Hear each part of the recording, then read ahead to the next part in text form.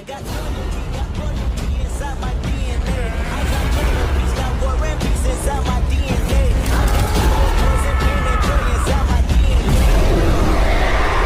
Hello and welcome back to my channel, Fanfic Fantasy. Join us as we delve into the realms of fanfiction and fantasy, bringing you the best stories and discussions. Today, we're kicking off the first part of our series, What If Immortal Naruto Was in High School DxD? If you enjoy this video, please give it a like and subscribe for more content in the future. The author of this story is YagamiNguyen from ff.net. All the relevant links are in the description. Feel free to say hello to the author on their profile. Now, let's dive into the fan. Chapter 1. Naruto Uzumaki. Ring ring. Smash. A groan could be heard all around the small house as a young man in his 17 opened his eyes slightly and looked at his newest, but now crushed alarm clock, wondering just how many more alarms he had to buy before he would start to leave a dent on the table beside his desk. Last night he had stayed up late, but forgot to switch the timer so his alarm clock would not wake him up so early. Never a morning person, the clock itself just made it worse. Naruto Uzumaki sat up on his bed and grabbed the destroyed alarm clock before throwing it out of the window with just the right angle to make it fall right into the open garbage bin in front of his house. The young man ran his hand through his unruly golden blonde hair as his azure blue eyes blinked repeatedly to get used to the bright sunlight of the morning.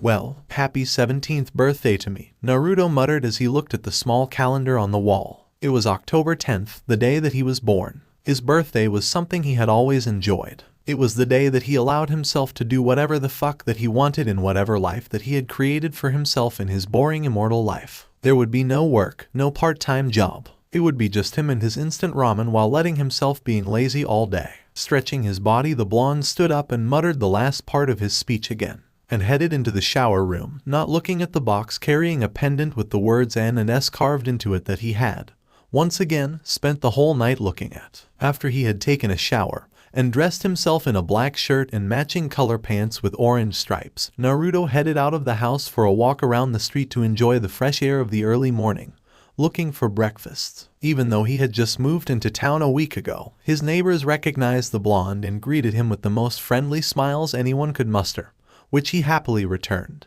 Naruto almost let out a soft chuckle as he remembered how different it had been back then when he was still living in his village, the place where he originally came from. As he continued to walk while enjoying a loaf of bread, Naruto scratched his whiskers cheek and smiled at a group of high school girls that walked past him, giggling while telling each other how handsome and attractive he was, at the same time how exotically cute he looked with those whisker marks on his cheeks. However, his smile turned into a frown the moment he was behind them. Due to the circumstances of his life, Naruto had come to dislike unnecessary attention, as he had learnt that it would only bring him nothing but trouble afterwards. In a few years or decades, he would eventually have to move, and these young women, they would be just that. A group of people happened to walk past him, arriving at another bakery for another bread. Finding his previous one not quite enough to satisfy his hunger, Naruto pushed the door open and walked in, debating whether or not he should buy himself a piece of birthday cake as well. Despite having it repeated year after year after year, it wasn't like every day was his birthday,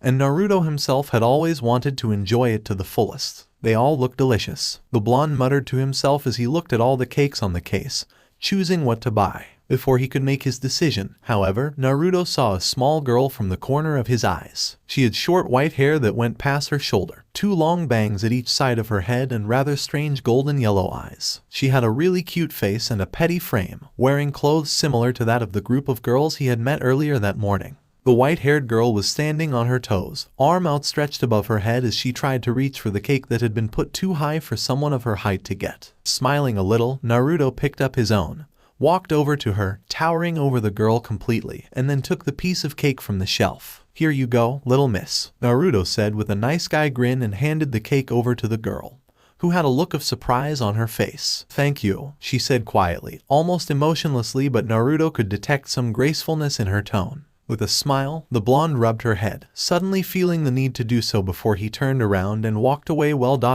see you later then."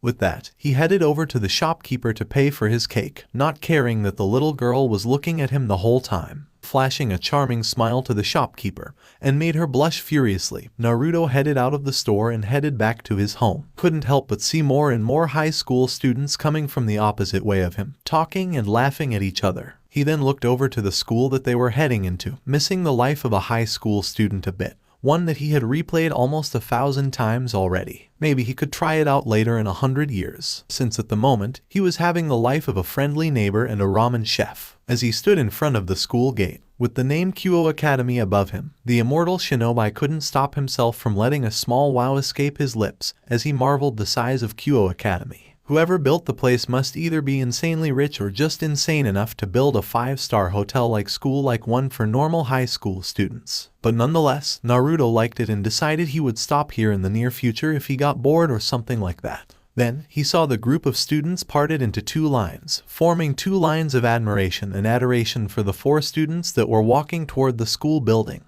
like what happened in that Korea drama he had watched a while back. Naruto instantly recognized one of them being the small white-haired girl he had met earlier that morning, while the ones walking with her were a boy and 2 girls. The boy looked like he was around his real age with blonde hair, but in a darker shade than him. He had an averagely build, but Naruto could tell that he had some lean muscles underneath. He wore the Kyo school uniform for boys, and his most noticeable feature was his incredibly handsome face like that of a prince, or a very handsome butler in those manga he liked to read from time to time. The boy was waving to the girls of the school, flashing them heart-melting smiles while the guys just threw curses at him mercilessly, causing Naruto to almost burst out in laughter. He knew, better than anyone could tell, how it felt like to be inferior to the handsome guy, so he understood well why they did that. The next one was a girl with long black hair that tied into a long ponytail by a large orange ribbon. What surprised him the most, however, was her insanely, ridiculously, abnormally, otherworldly attractive body. This girl was so sexy that she caused Naruto to unconsciously take out the special book he always carried with him in his back pocket along with a pen to write down the details of her extremely voluptuous features body. Naruto was very surprised that he could find a schoolgirl with a figure that put a supermodel to shame here, finding himself unable to take his eyes off her body. Naruto admitted that he was a pervert in more ways than one, but he had always had a sharp eye for young women like her. Imagine what she would look like in a few more years. Also, doing this reminded Naruto of the reason the late Toad Senin made the Ika Ika series and why he had decided to take over it. It was truly a gold mine and it had always been one of the top best-selling series of the world since the day it was published. After selling all of the first books, Naruto had decided to carry the man's legacy and continued the series with his own version of it. It was really hard as first considering the fact that he wasn't a super pervert, but literally nothing couldn't be done after a lot of sex with a number of beautiful women. Not to boast or anything like that, but the series had made him so rich that currently Naruto wouldn't have to worry for another 1,000 years or so, considering how successful the followed-up books were. Let's see. Naruto muttered and wrote down his notebook rapidly without taking his eyes off of the girl 5 feet 6, 102 60 89. Damn. G-Cup. She is a real deal, Naruto said, impressed. She has gentleness to her smile, but something tells me that she is into BDSM. Probably an S. No, she's an M, or maybe she's both. What an interesting girl. Naruto finished. That's all he needed to write down to create a masterpiece. Naruto turned his gaze to the last girl and nearly dropped his jaw to the ground in shock. He had thought the black-haired girl was beautiful before, but this one was on another league of her own. A young woman appeared to be in her late teens with light skin, blue-green eyes, and a voluptuous figure. Her most distinctive feature was her long, crimson-red hair that reached down to her thighs, with a single piece of ahoj hair strand sticking out from the top. Her hair also had loose bangs covering her forehead and side bangs framing her face. Like the black-haired one, the young woman was wearing Kyo Academy girls' school uniform, which made her buxom figure stood out even more than normal. The uniform consists of a white long-sleeved, button-down shirt with a black ribbon on her shirt collar worn under a black shoulder cape and a matching button-down corset, a magenta skirt with white accents, and brown dress shoes over white crew-length socks. All in all, she was a beauty. Naruto wouldn't admit it, but he had always had a thing for redheads like her. While this girl's hair color was crimson, Naruto couldn't help but feel somewhat attracted to her toward her. But what confused him the most was that Naruto was unable to write her down his notebook. He didn't even bother checking her out, while having the feeling that he had met her, or at least seen her somewhere before. Memories that he did not know about flashed hazily in his mind, showing him the smile of a young woman with the same crimson-colored hair as hers, the same eyes. Naruto couldn't recall her face, but he could tell she was more mature and was even more beautiful. Naruto grabbed his face and almost fell to his knees as he tried to remember, but finding his brain hurt badly from his own effort. Naruto knew he had amnesia, that there was a point in his life, a few years back, that he couldn't remember anything at all. It had taken him very little time to realize that almost 2 centuries worth of his memories had been erased from his mind. Why? Naruto never found out. Standing up and regaining his composure, Naruto put the notebook and the pen back into his pocket before walking away, not realizing that the crimson-haired girl had turned her head toward his direction and was looking at him. The girl frowned and soon found herself looking at him longer than she had intended to do. Break. Naruto bit another mouthful of his croissant before continuing to write down his research onto the notebook on his lap. His azure eyes had been replaced by a pair of light purple ones, with the veins around his temples becoming more noticeable. He was currently spying on a couple that was 2 miles away from him, watching them as they passionately made love to each other. In most situations, Naruto would do the research himself, which could only mean himself spending some quality time with some voluptuous women whom he could easily seduce. But at the moment, he wasn't in the mood to do it, and chose the good old peeking method to have some time to think. He thought about the group of high school students he saw that morning. It was quite clear to him that they were not human. He didn't know what to call them, but they definitely didn't feel like humans, at the same time wondering why didn't bump into one of them any sooner. At first he thought they were some kind of alien species invading Earth, but he firmly believed that they weren't those ugly creatures with green skin that went to Earth and declared, "Take me to your leader," like the ones he had seen on TV. Naruto then remembered the crimson-haired girl who had confused him the most after he saw her. Who was she? That question had been lingering in his mind from the moment he had seen her, and yet he still had no idea. She reminded him of someone important, and yet he could not recall them.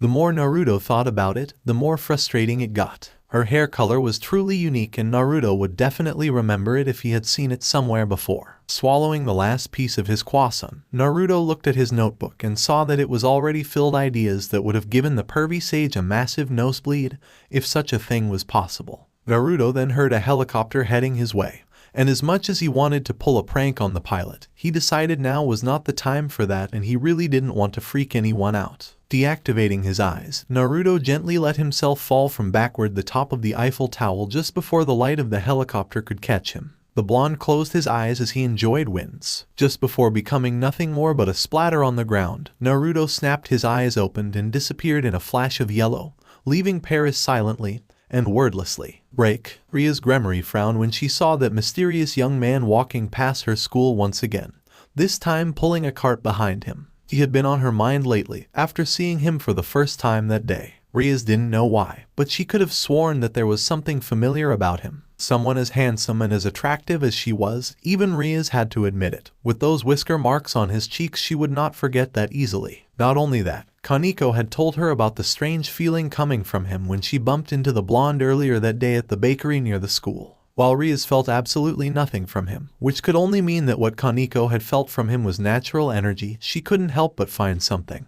a bit odd about the blonde. Rias turned to her black-haired queen and saw she was reading a familiar orange book while giggling perversely. She had no shame to admit that the book, which was porn at its finest, was really good. Both her and Akino were big fans of the Ika Ika series, and both of them were really looking forward to the publish of the next volume by its current author. Getting back to her current business, Rias watched as the blonde set the cart he had been pulling down and began to wander near the school gate, taking out a small notebook and writing down something. Just as she began to wonder what he was writing, the infamous perverted trio of Kyo Academy ran across the schoolyard screaming in fear as the girls of the Kendo Club chased after them in anger, bokkens in their hands. Rias nearly let out a soft giggle when she saw Issei Hayato, the boy she had been keeping an eye on, being chased around, and still couldn't quite believe that he was the current best candidate for her peerage. Once the trio had disappeared and the blonde seemed to have gotten what he came for and left, Rias let out a sigh and decided to take a shower to clear her mind.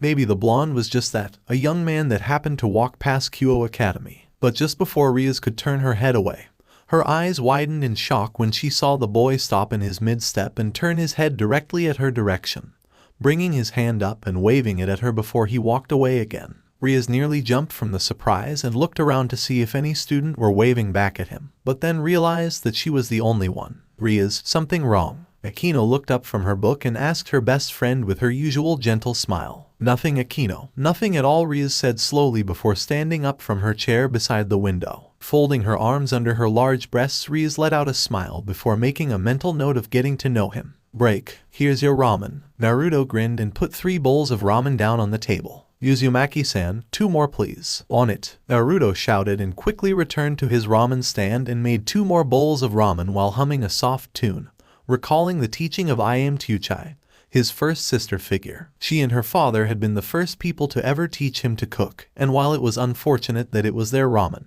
Naruto could not ask any more than that. Time flew, as his last costumer paid for the meal and left. Naruto looked at the sky outside and saw that it was almost dark. Gathering the tables and chairs, Naruto put them on his cart before walking back to his stand to clean up, crouching down and starting to gather his things so he could head home when suddenly he heard light footsteps coming toward his ramen stand. Without looking up, the blonde said in a matter-of-fact tone, "Sorry, but I am closing. Oh, and here I thought that I could finally try out the best ramen in town." A soft and melodic voice called out softly to him, making Naruto's eyes widen in surprise. He then peeked his head up from behind his stand and found himself looking at the very same crimson-haired girl that had been in his mind the past few days, standing with her arms folded underneath her large breasts, and looking at him with a small smile on her beautiful face. "Well?" the girl asked with hope in her voice. "Well, I am sure the pot still has something left," Naruto answered the beautiful crimson-haired young woman as she let out a soft, melodic giggle into her hand when the blonde abruptly stood up and clumsily hit his head against the top of the shelf of his ramen stand.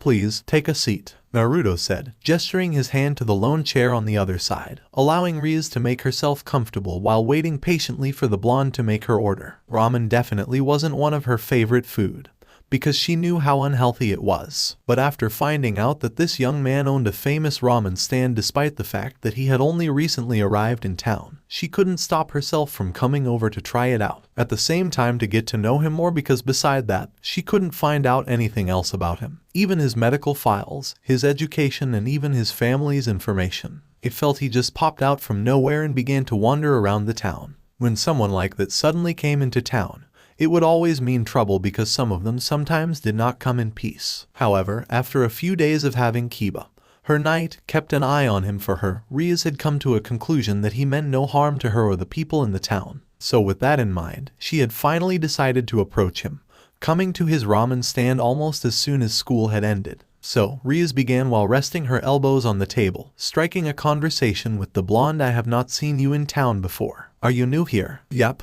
Naruto smiled as he poured the cooked noodles into a bowl. "I moved here around a week ago." "What about you, miss? What brings a lady like you to my humble ramen stand?" "Just wanted to try something new, I guess," Rias said, making Naruto raise an eyebrow. "You know, there's quite a number of ramen stands and diners around here, but everyone has only been talking about you only, so I want to see if they are as good as they said." "Well, I guess there's no better way but try it out yourself, is there?" Naruto chuckled before putting a steaming bowl of ramen down to the table in front of Rias. He was lucky that he hadn't put out the fire yet, and there were still enough materials to make one for her. "Itadakimasu," Rias declared and took a pair of chopsticks and spoon from Naruto before she started to eat, slowly putting the food into her mouth and taste it carefully. She had eaten ramen a few times before with her friends, but this ramen had a really unique taste to it, and was on a level of its own. "Wow, it is very delicious," Rias said happily after swallowing the noodles, making Naruto grin. "Thanks, that's an Uzumaki special. I'm Naruto, by the way, Naruto Uzumaki." Naruto introduced himself as he sat down the chair on his side of the stand divided by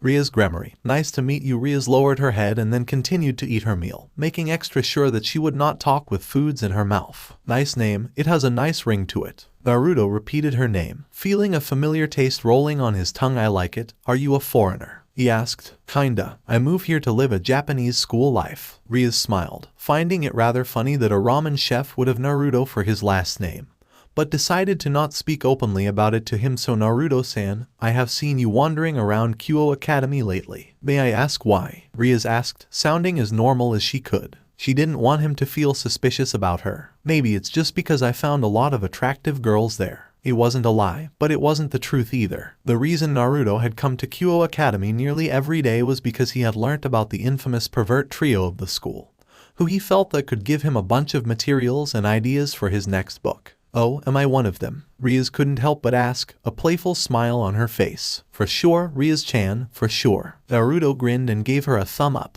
This seems to be a personal question, but I really want to know, Naruto-san. How old are you?" Rias looked at him expectantly. "You seem to be of the same age as I am.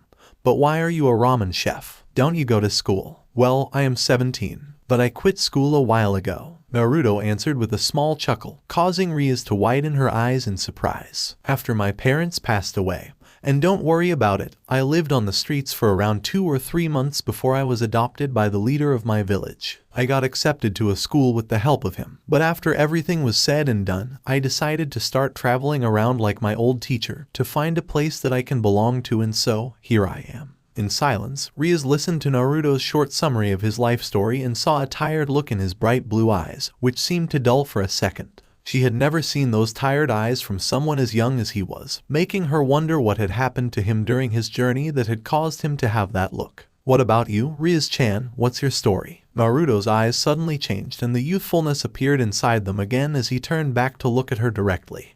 What do you mean? She was completely caught off guard by his question and really didn't know what to say. You know, it's kind of hard to hide it when you always look out of that window with a faraway look. Naruto told her with a small smile, making Rias widen her eyes a bit in surprise. So he knew she had been watching him. I don't want to push and you don't need to tell me if you don't want to. But I have been told that I am a better listener than a storyteller. So why don't you tell me your life story, Rias-chan? Plus, don't you think it is kind of unfair when I have told you mine but nothing about you but your name? Why yeah, it's only fair, I guess. Rias let out a small sigh and for the next 15 minutes, Rias told Naruto about the story of her life, carefully leaving out the supernatural parts but at the same time wondering how easy it was for her to pour her heart out to him. She didn't know why she just told a boy she had just met almost everything about her life like that. Just by talking to him, she felt like a huge weight had been lifted from her shoulders, allowing her to be at ease for the first time in a very long time.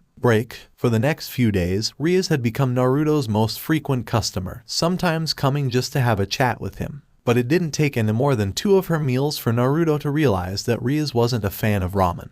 But he didn't complain because he had come to enjoy her company. It also didn't take it long for him to realize that her life might have been more complicated than he could ever imagine. He had given helpful advices to other people before and they always found them very useful. But with Rias, Naruto didn't know his words would be of any use to her. Today was his day off, and Naruto found himself sitting down behind on a bench in the park and biting the end his pencil as he tried to think about some new ideas for the next book of Ika Ika Paradise. The deadline was near, but he hadn't come up anything new or interesting yet. Rias had been a distraction towards this job of him lately, causing him to become slack off with his life work. Naruto then closed the notebook and looked at the watch on his wrist, realizing that it was time for him to go home. Maybe tonight he could go out and do some personal research with some attractive women. That thought alone made Naruto giggle perversely. Wait, bad Naruto, stop yourself. Mentally slapping himself, Naruto left the park and headed home, deciding to walk there instead of the other method. The blonde traveled for a full minute before the feeling of purity inside a person's heart hit him,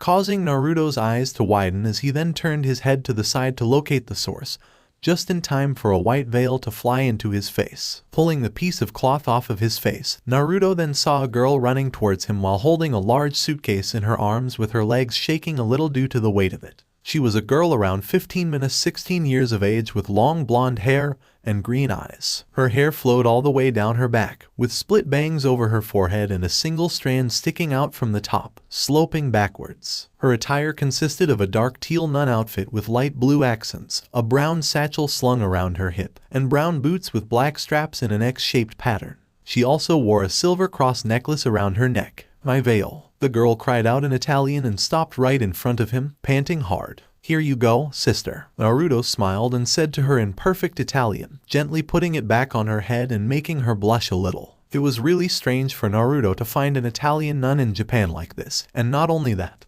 The blonde girl was really cute and her face was very innocent as well. It had been a long time since he last felt a heart as pure as hers. "Next time watch out for the wind, okay? Thank you very much." She smiled innocently, making Naruto smile at the cuteness of her face and then adjusted the veil on her head. The wind blew a little, making her dress to flip up slightly. Naruto let out a small chuckle at the irony of the situation and his speech. Yup, she should definitely watch out for the wind. "So, are you traveling?" Naruto asked the girl with a frown on his face. "No, I've been appointed to the church in this city, but I got lost on my way." She scratched the back of her head while sticking out her tongue cutely. "You must be a resident of this town. It's a pleasure to meet you." She bowed her head to him while smiling softly. "I have been in trouble since I got here.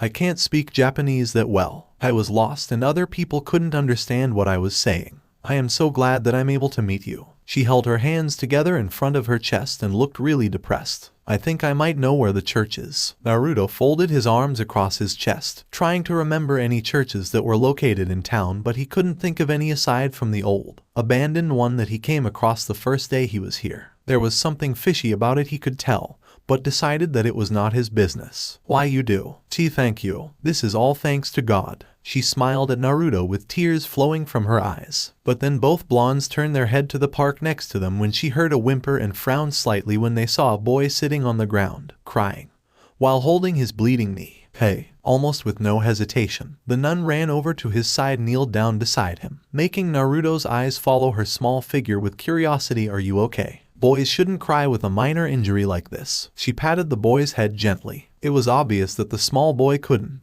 understand what she was saying, but she had such a kind expression on her face that he stopped crying and looked at her. The sister put her hand where the boy was injured, and then Naruto froze in shock when he saw a green orb of light forming in the sister's hands before she placed it on the boy's injured knee. In a blink of an eye, the injury slowly closed and healed up, leaving no scar or any trace indicating that it was ever there. There was no way the girl knew healing technique like him, right? After meeting Rias, Naruto had come to learn that there were supernatural beings out here, especially after his meeting with Rias' Gremory, who he had found out to be holding some kind of strange power inside of her. While becoming aware of their existences, Naruto had absolutely no interest in messing with them. He was just a wanderer who preferred a normal, peaceful life, and he knew that if he got himself involved in their business, he would only give himself a ton of headaches and troubles. But still, this girl just showed him something he had never seen before from anyone else but from his old teammate, and the woman he considered his grandmother. No, Naruto thought to himself as he watched the girl smiling gently to the now smiling boy.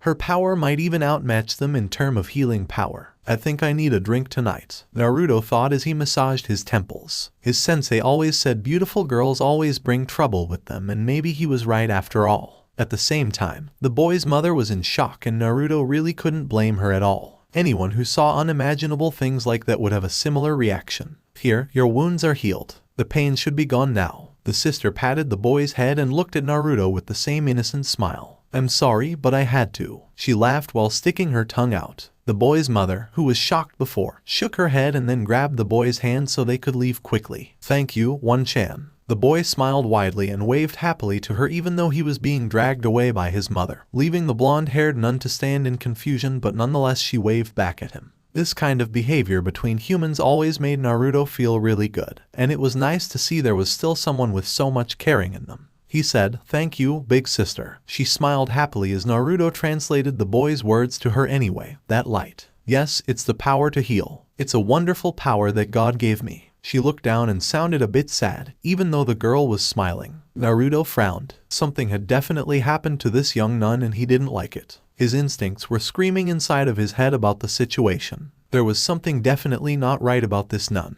But with a mental slap, Naruto pulled himself out of those thoughts. He probably shouldn't get too deep into it. The conversation between the two ended there, and they continued walking towards the church, with the nun followed closely behind him as he pulled her luggage for her. It did not take it long for them to get there, after a few minutes of walking. Naruto then took a second to look at the window, and saw light coming from inside the building, meaning that there were people inside. Naruto nodded his head rapidly at that. He might turn a paranoid old geezer if he continued to think negatively and feel suspicion about everything. Yes, this is the place. I'm so glad. The nun gave a sigh of relief after having compared their location with the map she had. Then I'll be on my way. Take care, sister. Naruto smiled to her and handed the nun back her luggage. Please wait. The nun called out to him, making Naruto stop in the mid-step. Turning his head, Naruto looked at the girl and he saw her twiddling her thumbs nervously. I would like to make you some tea as a gratitude for taking me here. No, don't worry about it. I'm glad that I could help you. There's no need for that, Naruto said to her before she could finish her sentence. But she seemed a bit troubled. The nun probably wanted to make him some tea to show her gratitude, and as much as Naruto wanted to enjoy it with her, he had a schedule to follow and Rias had been enough of a distraction to him already. My name is Naruto Uzumaki. What's your name? He asked kindly to her. My name is Asia Argento. Please call me Asia. She smiled brightly. Then, Sister Asia, let's meet again. Yes, Naruto, I will definitely come and see you. Asia bowed her head down to him at that. Naruto then left the place after waving his hand at her. He could tell that she had stood there and watched him until he was out of her sight. Little did he know that this fateful meeting with Asia would be the start of a chain of events for the blonde immortal Shinobi. Break. Naruto sighed as he traced the tip of his finger around the lip of the glass of wine in his hand, while sitting with his head propped up by his arm at the bar table of one of the most expensive and popular nightclub in Las Vegas, a place that he went to whenever he had a lot in his mind. Naruto, again, had been trying to get drunk, but he knew that no matter how hard he tried, the alcohol that passed through his mouth and down his throat and into his gut would be just like a cup of water. Sure, he could still feel the taste, as well as the buzz of alcohol, but it didn't mess up his head at all, making him unable to forget all the bad things that had happened to him. At times like this, Naruto wanted nothing more than to kill himself. He had done so, actually, committing suicide more than anyone had ever tried to do, but nothing worked on his immortal body, leaving behind not even a scar. Living so long without any connections, no friends nor family, and even trying to distance himself from people around him. It was truly a miracle he hadn't gone insane and destroyed the world just for the fun of it. Naruto sighed and asked the bartender to refill his glass, and she did without hesitation. "I will have whatever he is having, please." Before he could bring the glass to his lip, however, he heard a gentle and feminine voice on his left and turned to see a woman sitting down on the chair beside him, unable to stop himself from raising an eyebrow in surprise because this had to be the most beautiful and attractive woman he had ever met in his life so far. She had silver hair that flowed down her back like a waterfall of silk and a breathtakingly beautiful face that was donned in light makeups. The cocktail dress she was wearing looked like they were made from an extremely fine silk, hugging her the deadly curves of her body perfectly and making her look extremely sexy and elegant at the same time. The skirt of her dress was short, so it was showing a lot of delicious creamy white skin of her thighs and mile-long legs, her feet being accompanied by a pair of sliver high heels that just added another sexy touch to her dress altogether. A memory flashed through his mind as he looked at the woman sitting next to him, but left as quickly as it appeared, making Naruto wince in pain as his brain began to hurt. He stared at her in confusion. Her eyes slowly gazed his way and smiled seductively at Naruto. The blonde just looked at her for a second before opening his mouth to start a conversation. "Hello there, beautiful." He spoke out somewhat nonchalantly, but that had to be the worst pickup line he had ever said to a woman.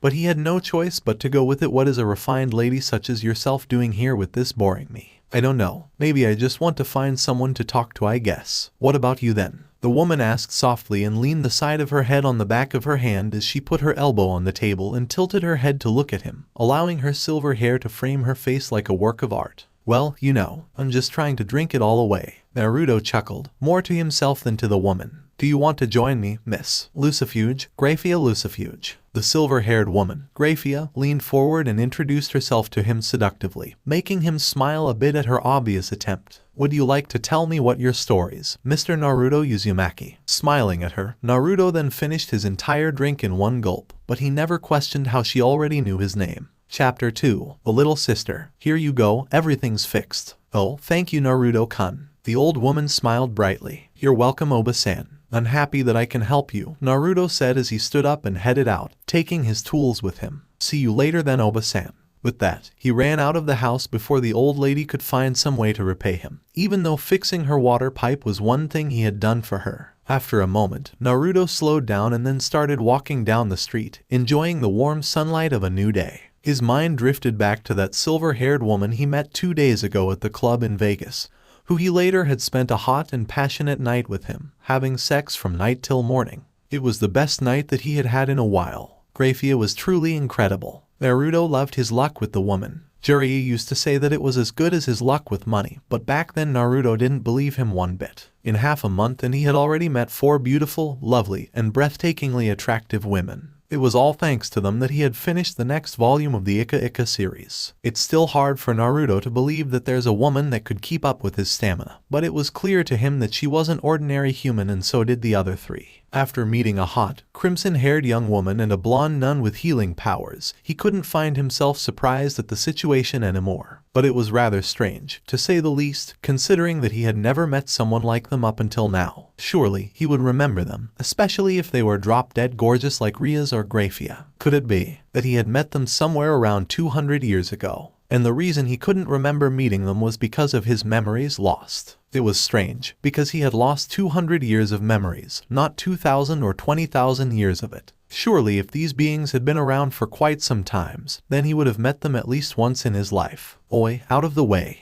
Deep in thought, Naruto didn't notice the boy with brown hair and a rather lecherous face that he recognized as Issei Hayao of Kyo Academy's perverted trio flying toward him on his bike while screaming in terror. Naruto's mind instantly kicked into action with his years of experience, calculating the best way to dodge the incoming object that would most likely crash into him in just a few seconds. He had two options. The first was to jump into the air to avoid the boy, but he would have to do so really high to get out of the way. There were people on the street, so he would draw some unwanted attention. The second option was to stop the incoming bike with his strength, which might have been next to impossible for a normal human. All of this happened in just a millisecond. Naruto then blinked when the boy was about to crash into him and took the always obvious third option. The blonde took a step to the side and allowed the perverted boy and his bike to dash past him harmlessly before crashing into the wall behind them with Issei flying right into the garbage bin. Ria's Gremory's jaw nearly dropped to the ground in shock at what she just saw. She had expected Naruto to do some superhuman jump or stop the bike with his body,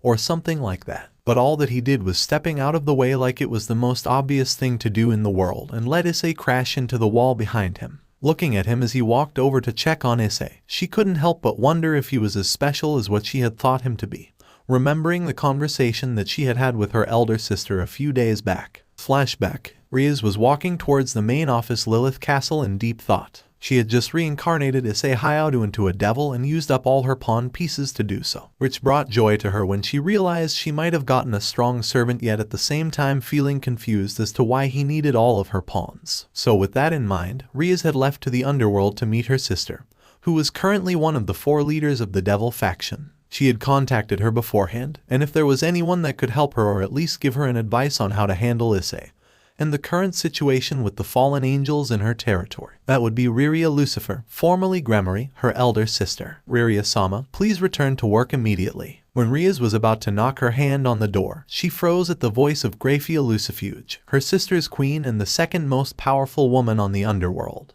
No matter how many years had passed, she would never get used to the cold and chilling voice that always frightened Rias, especially if those words were directed to her. But fortunately, the victim of Grafia's silent wrath wasn't her this time. Moo, Grafia-chan, can you cut me some slack? Rias-chan is coming to visit me, you know. Hearing her name, Rias opened the door and stepped into the room, looking at the woman who was lying on the couch in a fancy robe that embraced her sensual curves nicely. She had long, flowing crimson hair, even longer than Ria's, and bright blue-green eyes just like her sister's. In addition, her face was almost the same as Ria's, causing everyone that saw them for the first time to mistake them as twins. But even the younger Gremory had to admit that Riria was so much more beautiful than her, adding to the fact that she was considered to be the most beautiful devil. Even her sister's voluptuous figure made hers and her best friend Akino's look modest in comparison. Hearing footsteps, Riria Lucifer turned her eyes slightly to see her sister walking into the room, and then in a blink of an eye, Rias found herself being hugged tightly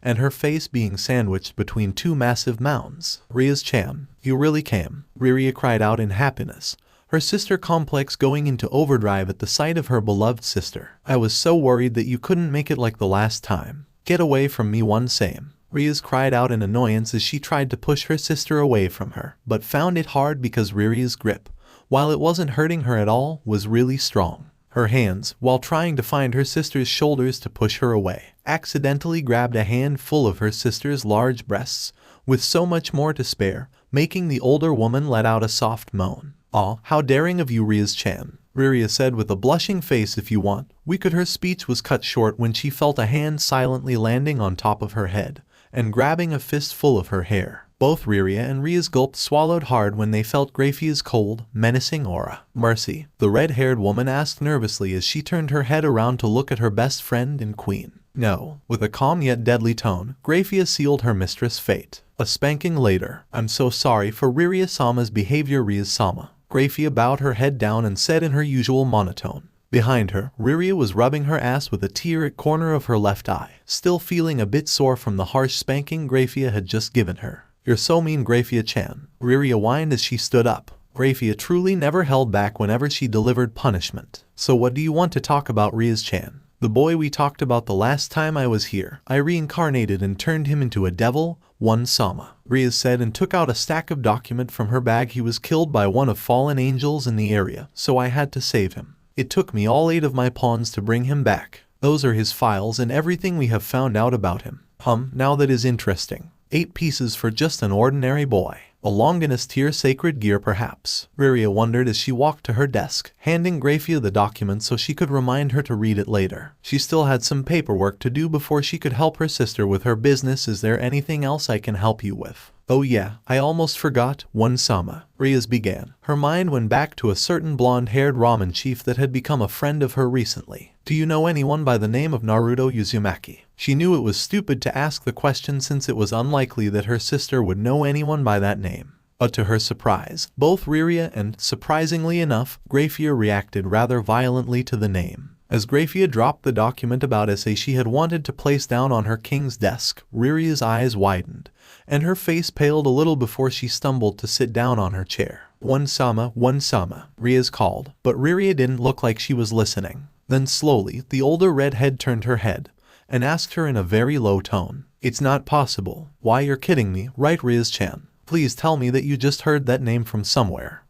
I met him One-sama near my school. He said he just moved into town a few days ago. Rias answered honestly with her voice wavering a bit, not expecting her sister to react like this. Riria's eyes widened and gulped nervously before she asked, "And Naruto Uzumaki ... did he have blonde hair and whiskered cheeks?" She asked with a hopeful tone, her eyes becoming glassy. "Yes, One-sama." Rias nodded her head and Riria's eyes widened once again. Rias could see some hope slowly appearing in her sister's eyes. Rias, did he mention anything about me? In a blink of an eye, Riria was standing before her sister, grabbing Rias by her shoulders while nearly crying out, "Please tell me." "And no, One-sama, he didn't. And I don't think there's anything special about him. He's a normal human," Rias said nervously, making her sister's eyes widen, and then she slumped down to the floor. "I knew it," Riria muttered quietly to herself and wiped the tears out of her eyes. "He really is gone," she muttered sadly, while Grafia just looked down, her hands gripping the front of her maid outfit tightly. "One-sama," Rias began softly as she kneeled down beside her sister. "Are you?" "Don't worry, Rias-tan, I'm fine." Riria wiped the tears away and shakily stood up, letting out a soft smile and kissed the top of her little sister's head. "Now if you excuse me, I got a job to do or else Grafia-chan will get angry at me." Seeing no room for rebuttal, Rias stood up, bowing her head down to her sister and then left the room. But before she fully closed the door, she saw Grafia looking up and walking toward the crimson-haired Mau, and decided to stay for a bit longer, not caring if she was discovered or not. "Riria-sama, please listen to me, maybe that's really him." Rias heard Grafia say with a hopeful tone, a kind of tone that Rias had only heard from the silver-haired maid on rare occasions. "No, I'm sure that it's just another descendant of Naruto. The chance is low, but we have met one that looked like him before, remember? That person is long gone now and we can't do anything about it," she heard her sister whispering to her maid. "But, I saw he died with my own eyes. But he's immortal, Riria-sama, he might have come back. And he ... he said he would. It was just a stupid promise. Plus, the weapon that he used, it was designed to kill a mortal being, keep them from coming back. But Naruto-sama..." Slap. Ria's eyes widened in shock and raised a hand to cover her mouth when she heard the sound of a slap, falling by what seemed to be Grafia falling onto down. She couldn't believe that her sister just struck her best friend. The two of them was so close Rias would never have thought her sister was capable of doing something like that. "Shut up," she heard her sister say in a cold and deadly tone. "Don't you dare say his name again, Grafia. Where were you when he decided to sacrifice his own life for Milika's? Where were you when he fought to protect the underworld? Where were you, huh? He's dead. Naruto Uzumaki is dead and ... Then she heard her sister break down crying. Rias saw Grafia walking over on her knees and embracing her master comfortingly. Rias couldn't stand outside of the door, listening to her sister sobbing and crying. End flashback. After that, she had tried every way she knew to dig into the matter, even going as far as asking her parents about Naruto Uzumaki. To say she had gotten the same reaction from her parents was an understatement, and Rias had been met with the same answer when she asked who he was. Like Grafia, the two of them did not try to deny the possibilities of him being alive. It was quite clear now that her family knew about Naruto, and he must be close to them. Next, she had tried to look into the history books of devils, anything she could get her hands on to find out who exactly was Naruto Uzumaki, but in the end, her effort was fruitless. Rias shook her head rapidly to clear all the thoughts out in her mind because she was coming closer and closer to Naruto. She had realized looking right through her was something Naruto was very good at. He could always tell if something was troubling her, and right now, she had a feeling her new friend would realize immediately she was the one who had asked Issei to crash into Naruto to test him. Oh heyo, Naruto-kun. Rias called out to the blonde who was trying to help Issei back to his feet. Looking at his bruised head, she couldn't help but feel bad that she had asked Issei to do something like that. Issei,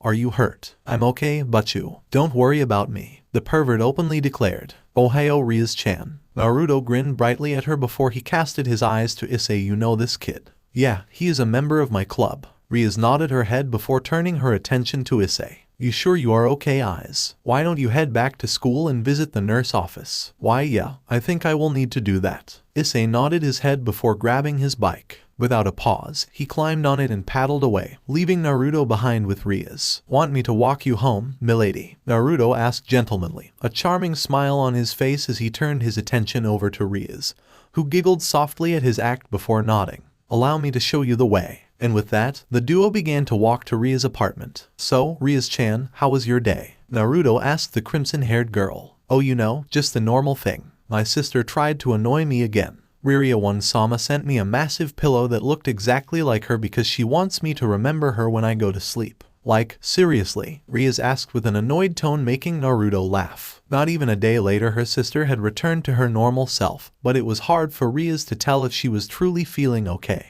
Wow, she must love you a whole lot to do something like that, Naruto asked with an amused tone. In a way, maybe. Rias huffed. She wasn't a little girl anymore, and yet her sister still insisted on treating her like one. It was annoying to say the least. What about you, Naruto-kun? How was your day? Rias turned her head to the blonde and asked him curiously. Nothing interesting really. Naruto shook his head and a huge grin appeared on his face as he continued, but guess what? I'm going to join Kyo Academy next week. Cool, huh? It was something that he had decided to do, since Kyo had so many beautiful young women and he literally had nothing else to do, besides selling ramen whenever he was free. Really, Naruto-kun? Rias smiled brightly as Naruto nodded his head. I hope you will get sorted into the same class as I am.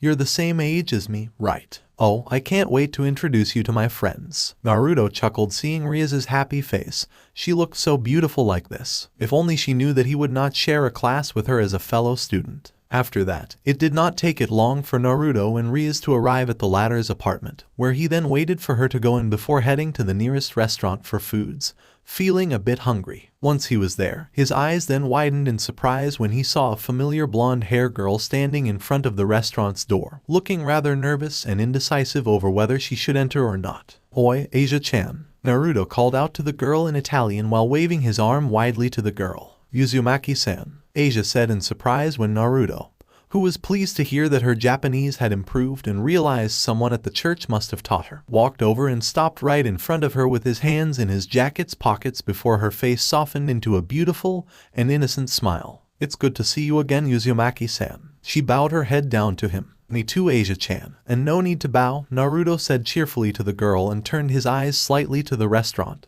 You want to come in? Ooh, no, Uzumaki-san, Asia said with a small blush on her face. You don't have any Japanese money, do you? Naruto scratched his chin while looking at Asia's face, lowering his head down to her eyes level, making her blush deepen. Don't worry, let's go in, I will treat you for dinner. He patted her head softly before taking her hand, pulling her with him into the restaurant, not leaving any room for her to decline his offer. Naruto sat down with Asia at a table nearby the window and ordered an extra big burger for her, who seemed like she would need a lot of nutrition to survive and grow up. Not that he minded his friend having a cute, petite body like this. Asia took the burger nervously into her hands and looked at Naruto in wonder. Just eat it however you want. The whole thing is edible. The blonde nodded his head and smiled to her, making Asia blush again. She brought the burger closer to her mouth and she took a small bite.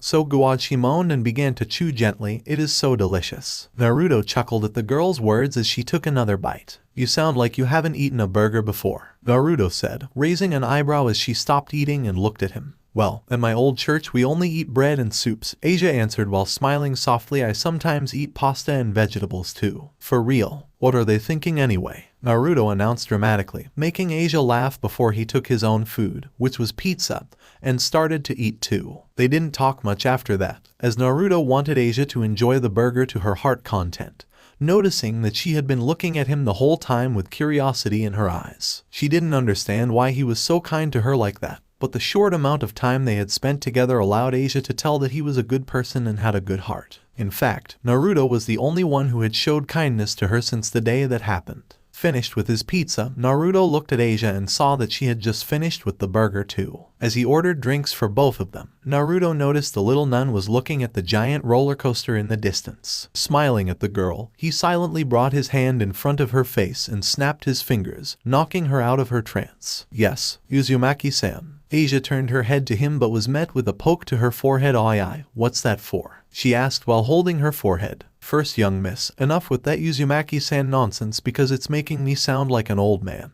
Please call me something different. Naruto mentally congratulated himself because how ironic his statement was. Second, do you want to go to that amusement park? No Uzu. Ouch. Asia winced when Naruto poked her forehead again and glared playfully at her. Naruto Nyai-sama. But she was caught off guard when Naruto caught her wrist and pulled her up to her feet. Let's go, Asia-chan. I guess you never went to one of those before, right? Naruto asked with a grin, and to say the least, he felt kind of happy that a cute-looking girl like her called him Nyai-sama. He had always wanted to have a younger sibling as cute as she was for so long. Wait, Naruto Nyai-sama, Asia called out, but Naruto had already led out of the restaurant, leaving behind a good amount of money to the waitress to cover up their meal and heading to the amusement park while making sure that he didn't run too fast so Asia could follow. They arrived at their destination shortly, and Naruto wasted no time to buy 2 tickets for the two of them to enter the park, heading straight to the roller coaster where Asia had taken a trip of her life, screaming so loud that her throat was a bit sore after that.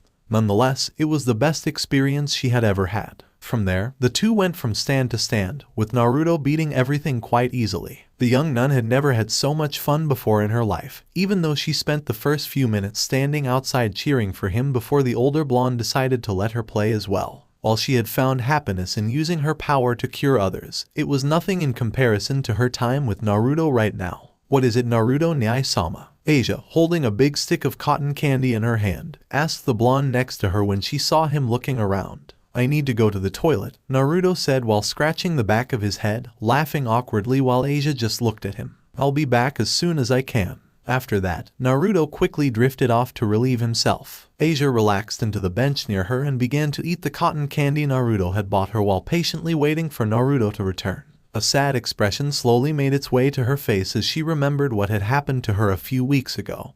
But looking at the candy, she could not help but feel a little warmer inside of her chest. She used to have everyone's love because she was the holy maiden, whose power could heal any wound, and because she always had a strong but innocent heart. But this was the first time someone had given her kindness without asking anything in return, even though they had just met a few times and barely knew each other. Asia wondered how Naruto would react when he found out about her. Would he still feel the same? Would he still buy her this cotton candy if he had known? Before she could go further into her thought, Asia realized she was looking at the clearest and most beautiful blue eyes she had ever seen in her life. Hello, Asia-chan, are you in there? Asia's cheeks suddenly turned a deep shade of red as she realized Naruto had returned and was looking at her with their faces a mere inch from each other. Dar Naruto Nyai-sama, Asia spluttered, trying to lean further back but found herself couldn't because her back had already pressed against the back of the bench. You have been spacing out for a whole minute, Asia-cha. Sorry for making you wait. Naruto chuckled while scratching the back of his head as he stood up.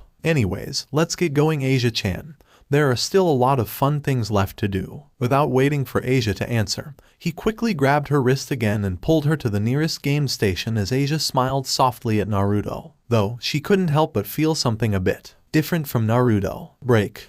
We sure played a lot today, Naruto said with a huge smile on his face as he sat down on a bench outside of the amusement park with Asia, who couldn't stop smiling as she played with a stuffed teddy bear Naruto had won for her in a shooting competition. Truth to be told, he would rather spend all his time of a day having fun like this. He had also had a lot of fun seeing Asia's reaction when they went into the game centers and other shops. The little nun had never experienced those things in her life, while Naruto himself was very happy that he could give her such a pleasant experience. Why yes, we did. Asia nodded her head, getting a laugh from Naruto. They had spent all day playing, eating, and playing again. Of course, Naruto didn't have any problem with paying all the bills. Asia, after the third set of games, had started to understand that she couldn't argue with Naruto once he had made up his mind and decided to just go along with what he had in mind. It's already evening and both of them had decided to take a short break before Naruto would escort her back to the church. Last thing that he wanted to do was to let Asia head back to the church alone in the middle of the night. I hope you had a good time, Asia-chan.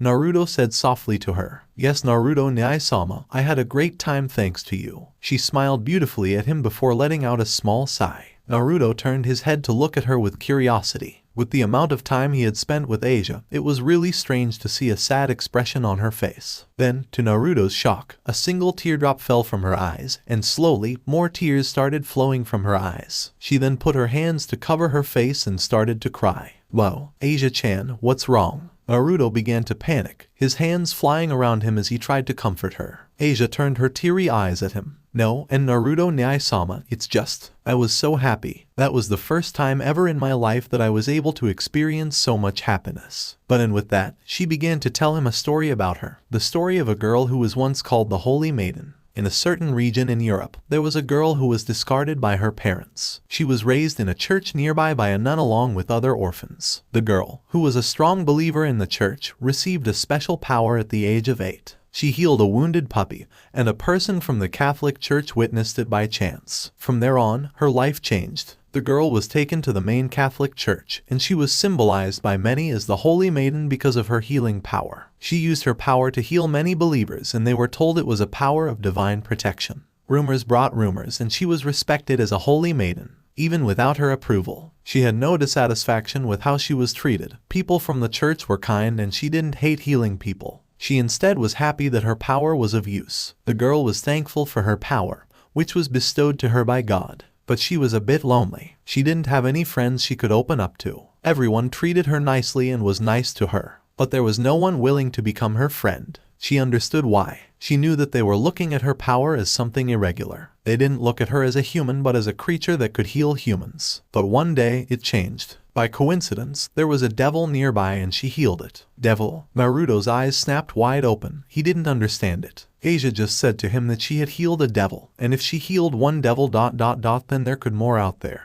There might be a whole world of supernatural beings that he didn't know about. And that was the part that made him wary. There were only 2 things he didn't know about, and it was clear that he had found out something to add to that list. Naruto then cleared his mind and continued to listen to her story. A wounded devil, the girl couldn't ignore it. She thought that even if it was a devil, she had to heal him. It was her kindness that made her take such an action. But that changed her life forever. One of the people from the church saw that incident and notified others of the church. The ministers of the church were shocked about it. A power that can heal devils. Something absurd like that cannot happen. The power of healing can only heal the followers of God. Yes, several people had the power to heal, but the power to heal devils was out of the question. The people of the church thought it was common sense that the power of healing wouldn't work on fallen angels and devils. Apparently, a similar incident had happened in the past. The power to heal fallen angels and devils that was not protected by God, but that was feared as the power of a witch. So, the people saw her as a heretic. Damn witch that heals devils. The girl who was respected as a holy maiden was then feared as a witch, and the Catholic Church abandoned her. She didn't have anywhere to go, and the organization of stray exorcists picked her up. In other words, she had to get divine protection from the fallen angels. But the girl never forgot to pray to God. She also never forgot to thank God. Even so, the girl was abandoned. God didn't save her. What shocked her the most was that there was not even a single person in the church that was willing to defend her. There was no one who cared about her now. It's because I didn't pray enough. It's because I'm clumsy and stupid that I can't even eat a burger by myself, Asia said, wiping her tears while laughing. Naruto was trying his best not to snap, but he was barely controlling his anger by now. He wanted nothing more than to find and kill those people, or at least make them regret the day they abandoned Asia, who had done nothing more than doing what she thought was right. This is also a trial that the Lord gave me. Since I'm a clumsy nun, the Lord gave me this trial, so I have to endure it. She was laughing as if she was talking to herself. You don't have to say anything anymore, Naruto said slowly while gently putting a hand on her shoulder. I'm sure I will make lots of friends one day. I have a dream. I want to go buy flowers with a friend, buying books and ... Her eyes were filled with tears now. Naruto looked at her with a sad smile on his face. She must have been bottling this up the whole time. She has been waiting for God to save her the whole time and has been hiding her feelings all along. If God really existed, and there was a high chance of that, Naruto wanted to have a talk with that old geezer. Asia, listen to me. Naruto looked at Asia and gently wiped her tears from her face, smiling softly at her. Cheer up, because you don't have to be alone in this world. I understand that you now have the protection of these stray exorcists, But trust me, they are not good people. After all, they are kicked from their church and became stray for good reasons. You can come and live with me, Asia-chan. This was exactly his problem. No matter how many years had passed, no matter how many times he had hurt himself because he allowed himself to grow close to those who would eventually die one day, Naruto Uzumaki could never stop himself from getting attracted to those that made him feel like he was not alone in this world. You can stay with me from now on at my home. We can become friends. You don't have to suffer this pain alone, no matter how strong you believe in God. If he won't answer you, then I will, Naruto said with a strong voice with a fist on his chest. Why? Asia asked. Why are you willingly going that far for me? We barely know each other. That doesn't matter. Asia, we spent the whole day together. We talked, right, laughed, and have fun together, right? Then it makes you and I friends. No, we are like a family now. You can be my little sister. From now on, if you want, we will talk when we want to. We will play when we wish to. I will also buy a lot of books for you or flowers if that's what you want. And all that I ask from you is one thing, smile. Naruto grinned, but Asia put her hand on her mouth and once again started to shed tears. But this time, her tears were ones of joy. Nyai-sama, I have no common sense. I can teach you, it's not that hard. I can't speak Japanese. I also don't know about its culture. I will teach you that too. Leave it to me. I also don't know what to talk about with a friend. You had talked to me normally for a whole day. That was fine. We were already talking like friends. Naruto smiled, or siblings if you asked me. Will you become my friend? Even better, I will become your family, Asia C. But before he could finish that sentence, Asia suddenly swung her arms around his neck and hugged him tightly, burying her face into his chest and kept saying the words, "Thank you," over and over again. Naruto just let out a small smile and wrapped his arms around her as well, trying his best to comfort her. What a heartwarming scene. A gentle and feminine voice snapped both of them out of their moment. Naruto turned his eyes to the source of the voice. His expression didn't change the slightest, but he had to admit he was rather surprised to see that the one in front of them was a girl, a young and very attractive young woman at that, wearing a short black dress with a small, light purple jacket on top. She looked rather cute. Miss Rainier. Asia turned her eyes to the young black-haired woman and said with a surprised tone, Well, I see that you have found a rather fine-looking man for yourself, Asia-chan." Rainier licked her lips seductively. "And hello to you too, Rainier-san," Naruto said, his voice remaining calm. "I take it that she is someone from the church, Asia-chan." Asia nodded her head and quickly snuggled closer into his chest like she was trying to hide from the black-haired girl. Naruto shifted his eyes to Asia and then back at Rainier. "And I take it that she doesn't like you. That girl, Asia, is our personal belonging. Can I have her back?" "Asia, don't you know it's futile to run away?" Rainier asked sweetly. "No, I don't want to go back. You're all a bunch of murderers. Also ...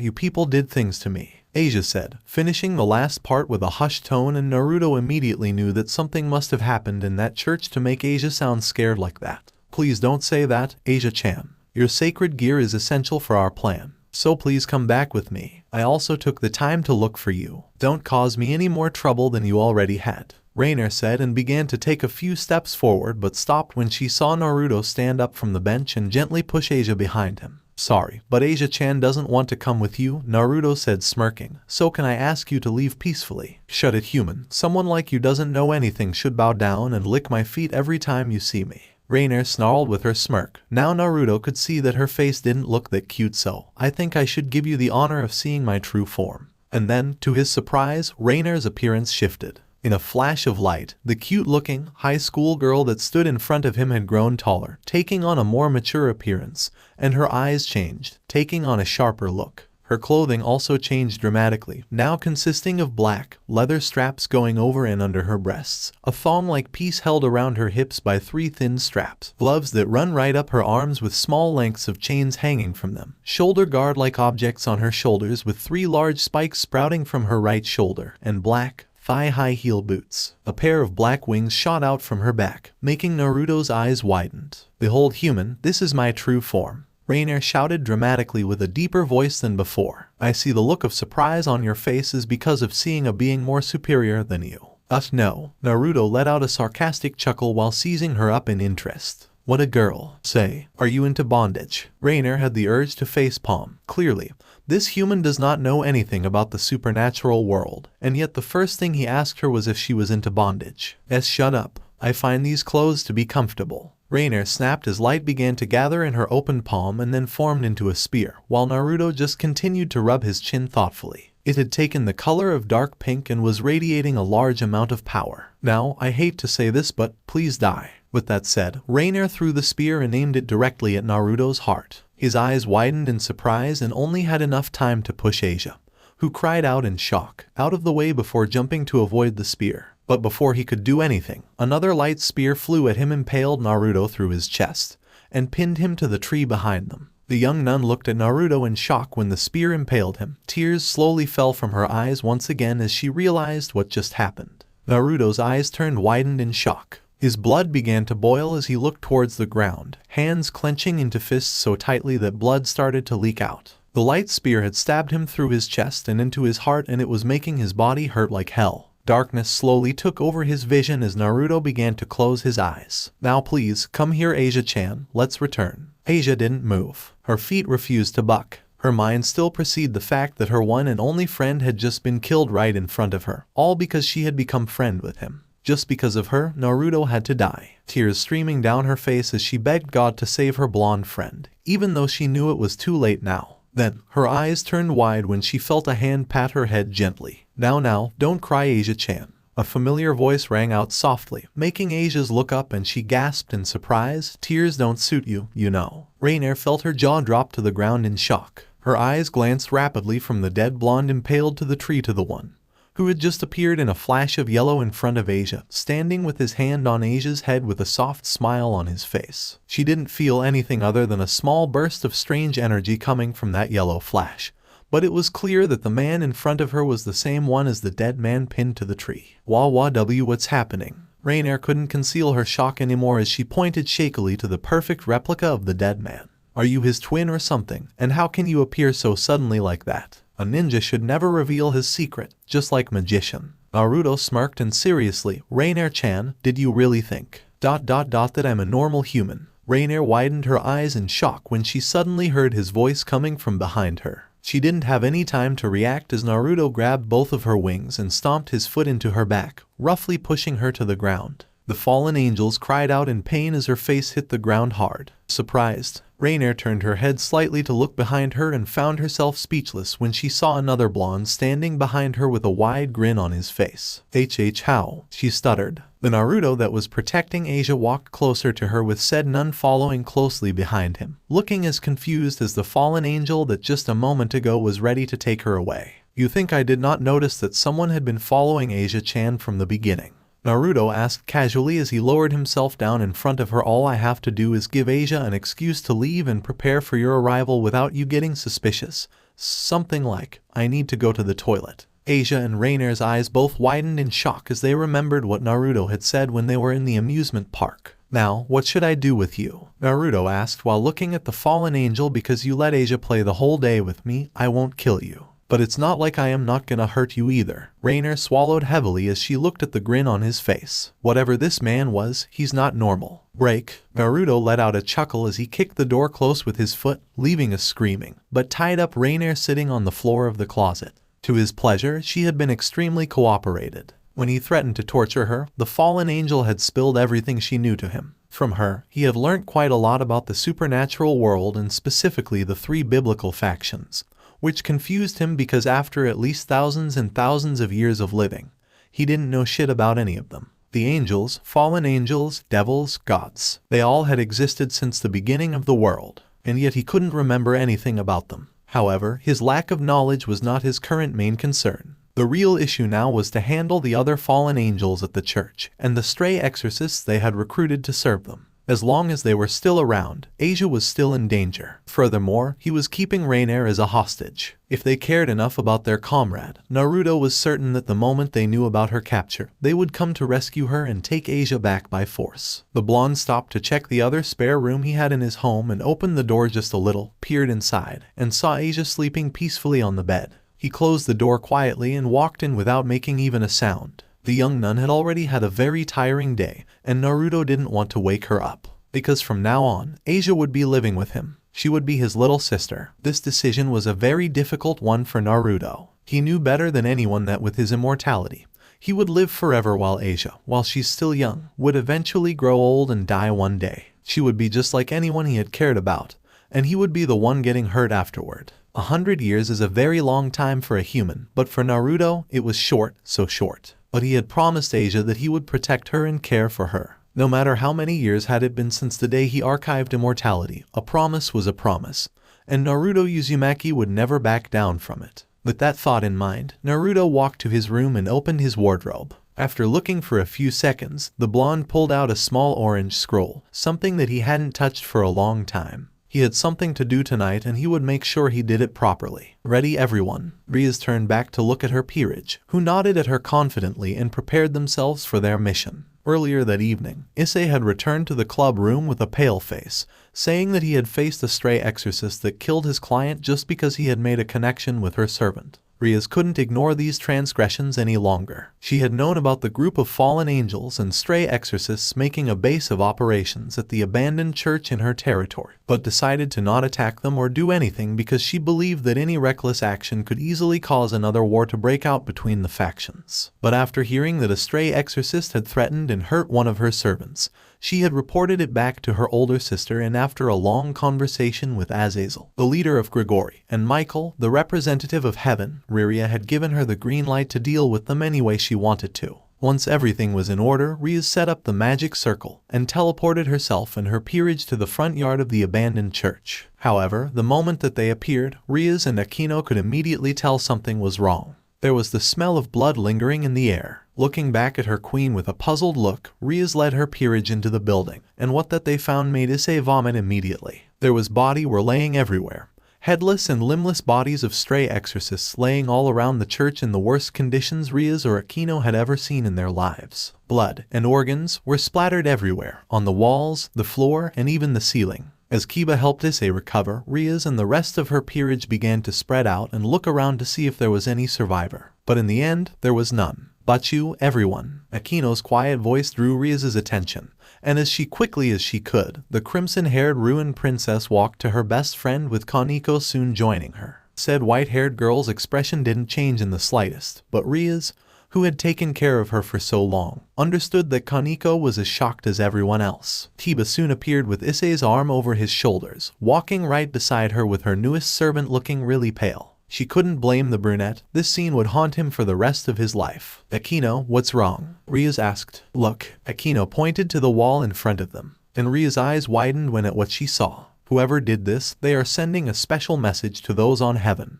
Hanging from the wall in a cross-like fashion was the fallen angel that attacked Issei a few days ago. His wings ripped off his back, which was laying on the floor below him. His eyes were still open, but lifeless, and Rias could see the fear and terror he had felt before his life ended. The red had focused her eyes on the things that were impaling his wrists, keeping him suspended in the air. They were kunai, a shinobi's signature weapons. Chapter 3. Life moving on. 3 days had passed since the day he had taken Asia in and adopted her as his little sister, who had been nothing but a beaming light of hope in his dull and boring immortal life. However, it had also been 3 days since the night he slaughtered those stray exorcists that had claimed to be taking care of Asia, while in truth they had caused her nothing but pain and suffering.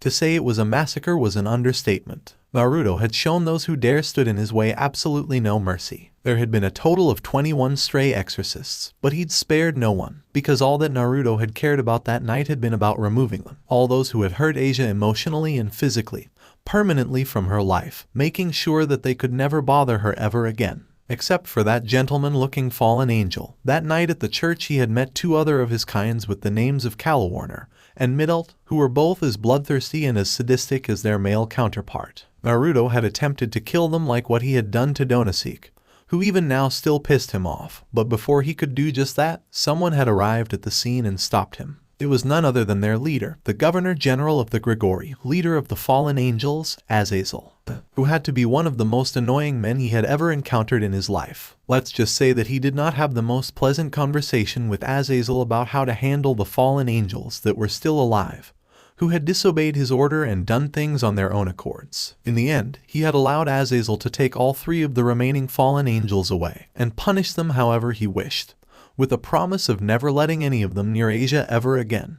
else he would pay a visit to their headquarters. With the way Azazel reacted to his threat, it was quite clear the man knew about him, and it did not bode well for Naruto. "The Isama, we have another order." A cheerful voice snapped Naruto out of his thoughts, making him turn to look at Asia. Her radiant smile alone was more than enough to brighten his day. "On it, Asia-chan." Asia nodded her head with a cheerful smile and quickly drifted off to serve any customers that needed her services, having gotten used to working as a waitress only after a day and a half at work. Yesterday, when Naruto started his daily business with his ramen stand, Asia had asked him if she could help him with anything so that she could repay him for letting her live with him. Of course, Naruto had refused her offer at first, saying that there was no need for her to do anything, but after seeing the legendary puppy dog eyes from her, he had to shut his mouth and let her come with him. How a girl as socially awkward as his sister could do that trick on such a level, he had absolutely no idea. However, it wasn't like he had anything against it. Before, he had about 40 to 50 customers per day,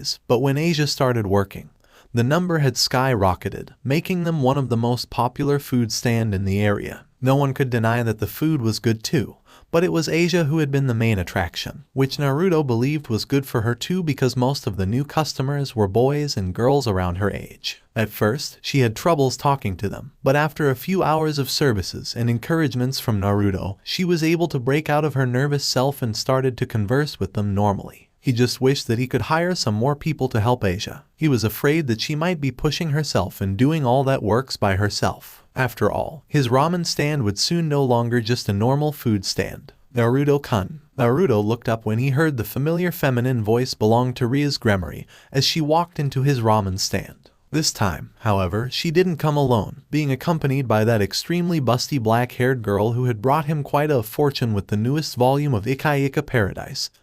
Gentle Maiden. It had been a great hit, one of the best ever actually. Unconsciously, Naruto pushed the copy of the book deeper into his pocket, which he liked to carry around to remind himself what a successful businessman, author he was. He doubted any high school girl would feel pleased if she found out that she was the inspiration of the female protagonist of an erotic novel. Unless, of course, she was exactly what he had imagined her to be. "Hello there, Rias-chan, and Akino Himejima. It's a pleasure finally meeting you in person, Uzumaki-san," Akino said with her head bowed slightly. "No need to be so formal. Just call me Naruto, Ike-chan." Naruto let out a soft chuckle as he held out his hand, offering it to Akino, who took it and shook hands with him. Naruto, who had become aware of the differences in supernatural beings' signature presences after meeting some of them, could immediately tell that Akino, the buxom young maiden before him, was both a devil and a fallen angel. "What's so funny?" Rias asked, looking at Naruto's smile. "Nothing, Rias-chan, nothing at all." Both girls raised an eyebrow as Naruto laughed softly. "I just find that you have a very interesting friend here, Rias-chan. Even more so than you are actually." He smirked mysteriously. Rias and Akino gave each other a glance before turning back to Naruto, who went back to prepare the foods for the other customers. What could he possibly mean by that? There was no way he found out the truth about them, right? Anyway, welcome to Uzumaki's ramen stand. Naruto spread his arms wide while grinning brightly. "What are your orders?" "I will take the usual," Rias said before she sat down at her usual table, right in front of Naruto. "I'll have the same thing as Rias." Akino smiled and sat down with her best friend, leaving Naruto to finish other orders before moving on to them. "So, what do you think?" Rias asked her queen as both of them conversed quietly with each other, completely ignoring the lustful stares from the male population all around them. "He is very odd, like you said." Akino whispered back, "He's human, but at the same time he's not. Just as Kaneko-chan said, when you paid attention, you could feel a strange presence coming from him." Rias nodded her head in understanding. Akino was actually better at this stuff than her. "Excuse me." Before the conversation about their new friend could continue, a cheerful voice broke them out of it, and Rias and Akino turned their heads to see a cute blonde smiling at them. What she was wearing, however, caused them to almost jump out of their seats. What's wrong?" Asia asked, suddenly feeling a bit nervous at their reactions. Did she do or say anything wrong to them? Rias and Akino, on the other hand, immediately knew that this girl was from the church because of the outfit she was wearing, with a silver cross necklace around her neck, the aura of a holy being she was giving off. Asia gulped when she realized everyone was looking at them. "Can I have your order, please?" she asked again, nervously bowing her head. Rias spluttered out. "Don't worry, Asia-chan, give these to them." Appearing at his little sister's side, Naruto said cheerfully and handed Asia 2 bowls of miso ramen. He had saw all that happened and decided to step in to rescue both parties from the awkward situation they had put themselves in. Rias and Akino was devil, half-devil for the latter's case, so they would be on alert if someone from the holy background like Asia appeared before them, former or not. Okay, Nyai-sama. Asia nodded her head and carefully put the ramen down to the table. Please enjoy your ramen. She bowed her head down and quickly walked off to do another job. Sorry about that, Naruto-kun, Rias said sheepishly and sat back down to the table with Akino, who bowed her head down in apology. But who is that? That's my little sister. She's adopted, Naruto quickly added before waving his hand with a grin, and don't worry about it. And yeah, please enjoy your meal, Naruto finished before walking back to his station, noticing how Rias and Akino were eating their ramen while eyeing Asia warily. He didn't think if these two girls would hurt Asia unless they were given a reason to, but Naruto would remember to keep an eye out for them nonetheless. The next morning, Nyai-sama, Asia said nervously while playing with the hem of her school uniform's skirt. Do you think me going to this school is a good idea? Both blondes were walking on the street leading to Kyo Academy, with Naruto wearing his casual outfit while Asia had donned herself in Kyo Academy's uniform for girl. Naruto had decided to let Asia attend Kyo Academy, the best high school in the area, with him to study and make more friends. The former nun had been really nervous since he made that suggestion and finished the paperwork needed for both of them. But the immortal Shinobi didn't feel quite right to leave her at home as he went to Kyo Academy, and believed that it was the best way for her to make friends, become more social, and get used to Japan's culture. Don't worry, Asia-chan, he gave her a thumb up. You have me here to watch out for you. Asia nodded her head, feeling somewhat better. She had never gone to school before, having been tutored her whole life by fellow nuns and priests.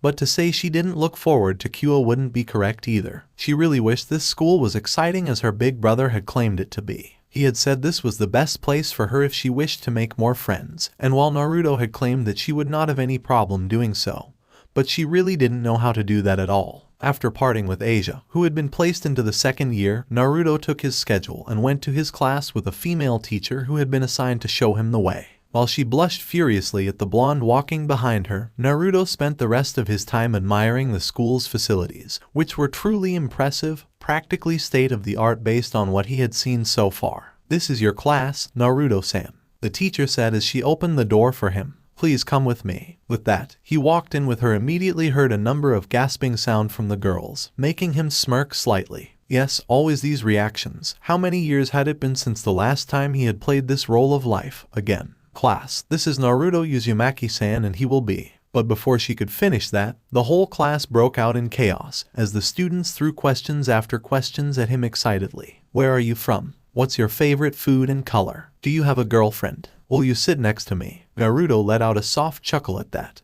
and scanned his eyes around the room for a second before he found the ones he had been looking for. Rias, Gremory, and Akino Himejima, who were both looking at him with smiles on their face. They were not surprised because Naruto had told Rias of his arrival beforehand, while Akino probably had heard about it from her friend. Nonetheless, the crimson-haired devil seemed quite happy seeing him in her class. You there, the one who wants me to sit next to you? Naruto raised a hand and ended the barrage of questions, looking at the girl who had said that what is your name? Kazuha Takiwa, Naruto-kun. So Kazuha-chan, my seat is here, so would you like to move your seat next to mine? Naruto asked, and gestured his hand to the teacher table, making everyone gasp in shock.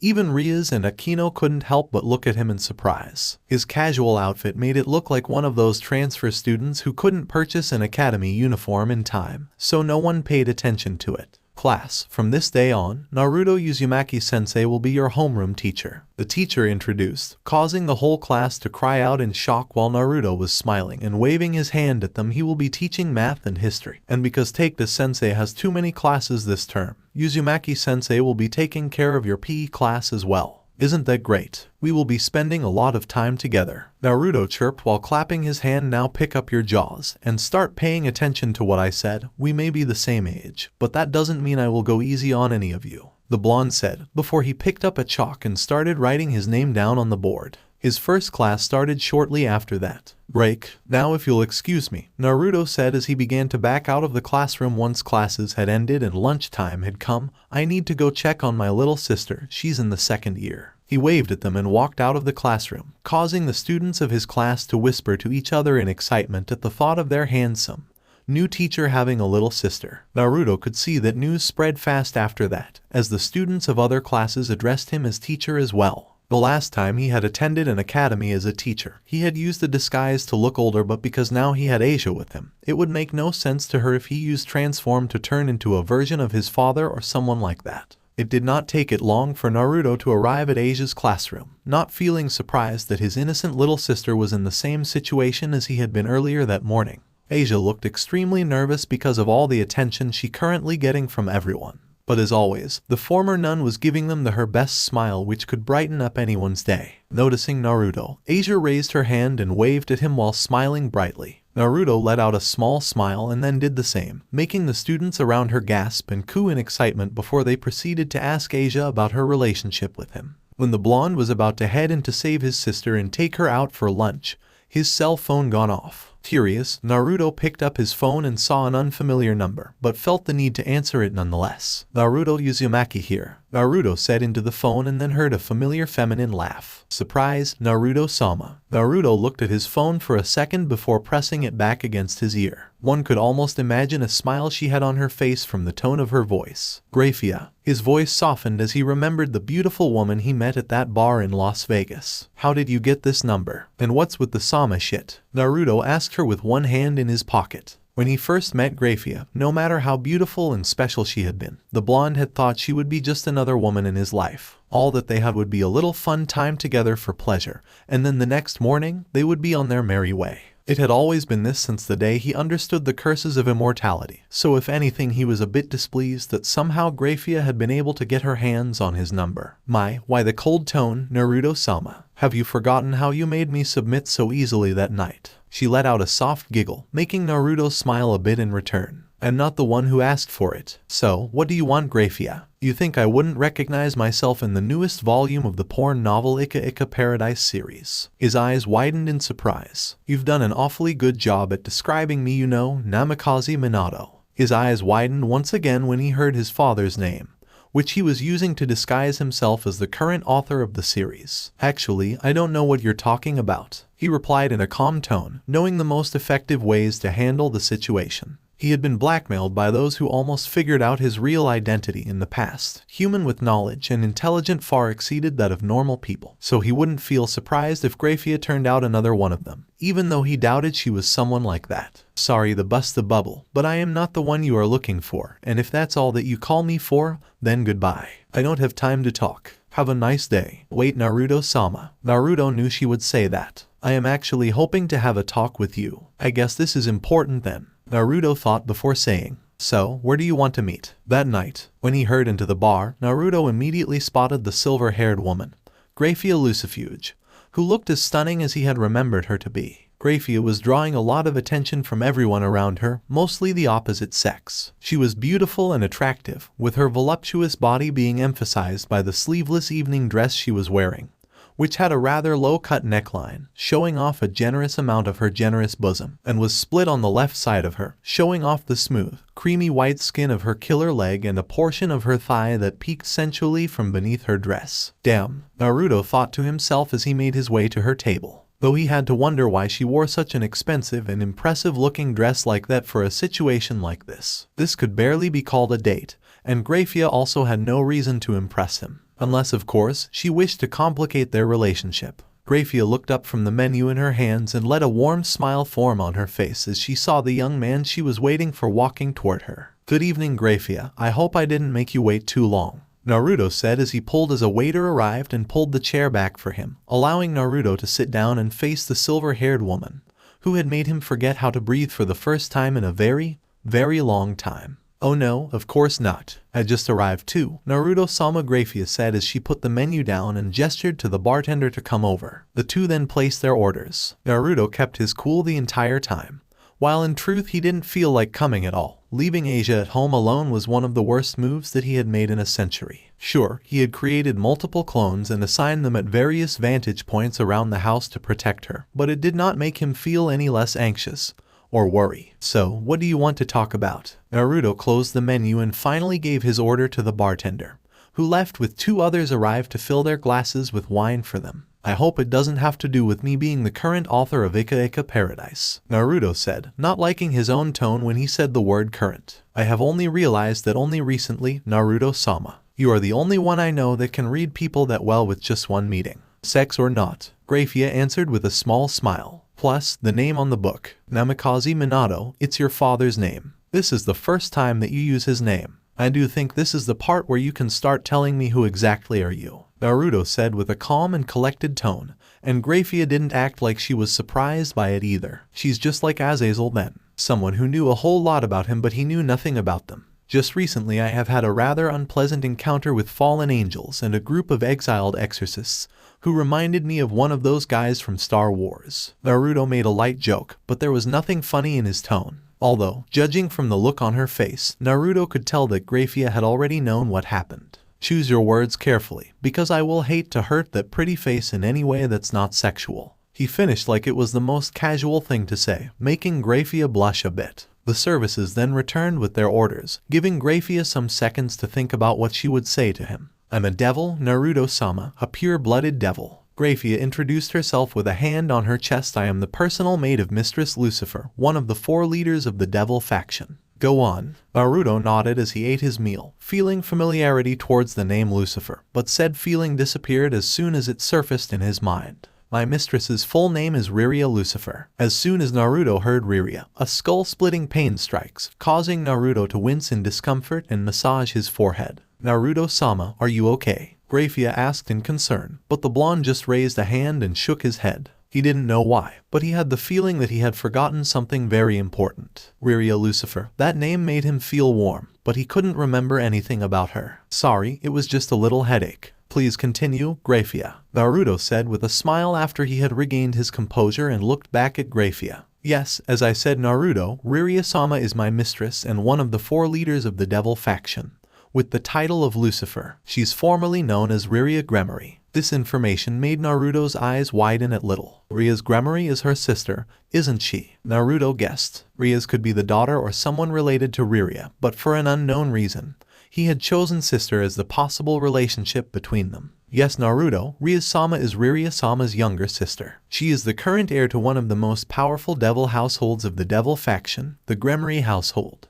Naruto nodded his head at this. He should have known better. The way Rias acted and carried herself around slightly reminded him of the rich girls and princesses he had met in the past, though he'll admit that she was a little tomboyish and more easygoing than most of them, which was a good thing. What about her friends? You mean Akino and Kaneko? They are her servants, reincarnated devils who served her as part of her peerage. Their relationships are similar to Mai and Riria-sama's. I see. That explains why I can feel something else from both of them, Naruto said as he took a small sip from his drink. What about the fallen angels, or the angels? I take that you guys don't have the best of relationship with them. Yes, Naruto-sama, due to a state of extreme exhaustion after the Great War and with all 3 factions losing their main forces, neither of the 3 sides wanted to continue battling. So while there was no peace between us, outright battles did not occur either, Grafia answered, and Naruto could see honesty in each and every one of her answers. She had no intention of lying to him. In fact, Naruto didn't know if she even thought of doing that. The two then spent the next half an hour talking about the supernatural world, with Naruto becoming more and more interesting in the subject. However, what bothered him the most was that while Grafia had made it clear that he had involved himself with the 3 factions and other mythical factions on certain levels, he didn't remember anything about them. Could it be that his 100 years worth of memories lost had somehow made him forget all about them too? How was that even possible? So are we close? Naruto couldn't help but ask, looking at Grafia who had just finished telling him the current state of the devil faction. So far, this woman had done nothing but telling him the truth. It's hard to believe that she would put that much trust in him with just a night together. In fact, even the way she addressed him showed that not just trust, but she also highly respected him as well. Yes, Naruto-sama, you are actually very close to the Gremory household and... No, Grafia, we... He pointed at her and then at himself. I mean, you and I, are we close? Grafia paused for a second, obviously not expecting Naruto to ask her that question right off the bat like that. In truth, Naruto himself had wanted to save it for later, but the more he knew about the supernatural world, the more he wanted to know if he had any serious relationship with one of them. But before she could finish, not that Naruto believed she could anytime soon, a ringtone was heard, and Gremory reached her hand into her handbag on the table and took out her phone. She did not answer it, but when she looked at the name on the screen and Naruto saw the expression on her face, he instantly knew that she had to leave. So I take that you need to leave now. Yes, Naruto-sama. You don't have to explain yourself to me, Gremory. You can do whatever you want. We can leave this conversation for later. And about my question, you don't have to answer if you don't want to or have difficulty. I understand, Naruto said softly as he put his much larger hand on top of hers. He then pulled out a small card from his shirt pocket and gave it to the silver-haired devil before continuing. Use this number to contact me later if you want to, Gremory. Once you are more comfortable, we will meet again, and you can tell me everything else. With that said, Naruto stood up and walked to the reception table to pay for their orders, winking at Gremory before he left. The woman just sat there, smiling softly while clutching the car close to her chest. Thank you, please come again next time. Asia lowered her head down and said gratefully with a warm smile. The group of Kyo High School boys waved goodbye to her with blushes on their faces as they left the ramen stand. We should head home soon, Asia. Naruto looked at the clock. Rias-chan is coming at 7 o'clock to help you study, so we should be there when she comes. Yes, Oniai-chan. Naruto smiled. He knew from her homeroom teacher that the girl was a hard-working student, but she had a lot of trouble with kanji and Japanese, so when he asked, Rias had offered her help. Naruto could help too, but there were things that a fellow female student could do better than he ever could. Walking back to their home, it did not take it long for Naruto to catch sight of the familiar and unique color of Ria's hair, which he had done a lot lately to identify her from the rest, as she stood beside the wall outside of his house, and looking as stunning as ever. Of course she is, Naruto thought to himself, she is a devil after all. You're pretty early, Rias-chan. Naruto smiled as he walked closer to Rias with Asia, making the older girl turn her head to him and smiled when she saw her homeroom teacher, ramen chef, and his adopted sister, who went to the same class as her servant, Issei Hayaudu. Good evening, Rias-senpai. Asia bowed her head down to the older girl in front of her. Good evening to you too, Asia-chan. Naruto-sensei. Asia beamed at them. Come on in, Rias-chan, and make yourself at home. Naruto grinned at the heiress of the Gremory household, who smiled and nodded her head. I will, sensei. Rias smiled and entered the house with Asia following close behind. Rias's tutoring started as soon as Asia finished her bath. While both girls was studying, Naruto spent his time grading the math tests he had given his class earlier that day. But even as his hands worked on autopilot, his mind wandered back to his conversation with Gremory, comparing what he had learnt from her to the old days. The days when there were still an elemental nations, Konoha and Ninja. Those were the days that he did not have to worry about anything other than fulfilling the duty of a Hokage and a Shinobi of the Leaf Village. What he missed the most, however, was his first wife, Hinata Hyuga, the one who had loved him and secretly supported him since she was young unconditionally. He always wondered, even after a few thousand years, why he was so oblivious to her feelings back then. He missed her dearly. Her gentle smile, the way she blushed whenever he was near her, the passionate love she had for him. Her beautiful face with blue-green eyes. Wait, Hinata's eyes was pale purple. A woman wearing a pure white sundress suddenly appeared in Naruto's mind and caused him to pause his hand on Ria's test paper. She was standing with her back to him, their hands intertwining while her extremely long and beautiful crimson hair were flowing down her back like a waterfall of silk. Naruto's heart skipped a beat when she turned around to face him and started dancing while singing a soft tune. Her long front bangs were shadowing the upper portion of her face, making it hard for him to tell what she looked like, but he could still see the beautiful smile on her soft pink lips, which slowly began to mouth words. He strained his ears to hear them. Naruto-sensei, Naruto-sensei. Naruto blinked when he heard that, and looked up to see Rias standing before him with her hand waving in front of his face. Ah yes, Rias-chan, Naruto asked, though his voice sounded very surprised. I have been trying to call you, sensei. She told him with a worried smile. Are you okay? She asked with concern. Huh? Yeah, I'm fine. He smiled and looked down to finish scoring Ria's test, giving her a perfect A+.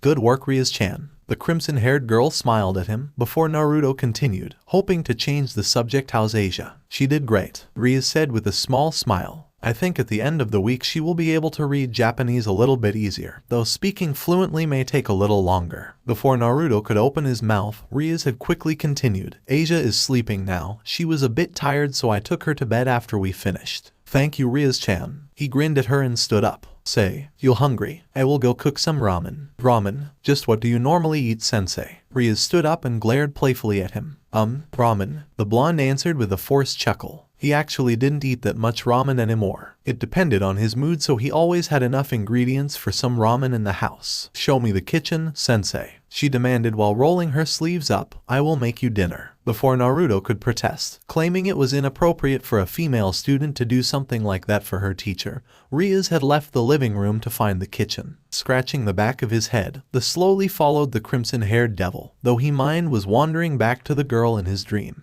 The girl who resembled Rias Gremory so much, but the feeling wasn't quite the same. The girl felt more mature. Could it be that it was her sister, Riria Lucifer? And what if she was? What was his relationship with her? That was no dream, Naruto could tell, but memories. Memories of his lost time. Naruto sat down at the dining table and watched Rias skillfully dance around the kitchen counter. It was quite fortunate that he had bought some ingredients the previous day whenever Asia wanted to have something different. Loved ramen as much as he did, Naruto was well aware how unhealthy the food was, especially to young, growing girl like Asia. While cooking, Rias began to hum a soft tune, causing Naruto to look at her in surprise. That was the same tune that he heard in his dream, that same song that girl was singing. It made him feel at peace more than he had ever felt in his life, even more so than Asia's smile. There was no more doubt. That was truly his memory. But did that mean his memories was coming back? "Here you go," Rias announced and began to put the dishes on the table. She then sat down on the chair next to Naruto and waited for him. "Smell amazing, Rias-chan," Naruto praised before he picked up his chopstick and took the first bite. "Oh damn, tastes even better. Wow, this is delicious, Rias-chan." Naruto continued to praise her, causing a huge smile to spread out on her face. "Aura, thank you, sensei." Rias giggled with a small blush. "I practice every day to improve my skills. Keep that up and I may have to propose to you just for your cooking skill alone," he said, causing Rias to blush furiously.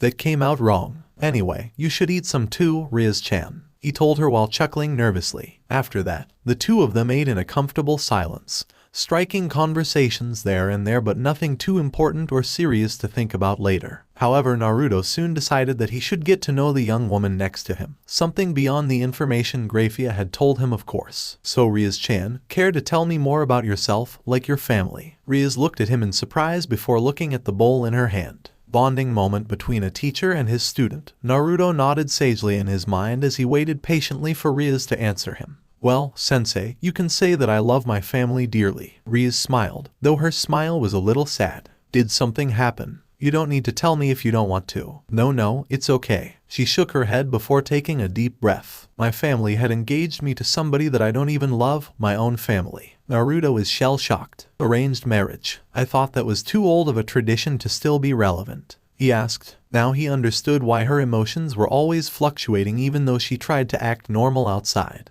It's an effort to join two families together. Rias's hands formed into fists. "Both families wishes us to be happy, but sometimes I can't just shake off the feeling this whole marriage engagement is just pure business. And it doesn't matter what or how I talk to them. They still refuse to change their mind, believing that if I don't love him now then I will grow to do so eventually after our wedding.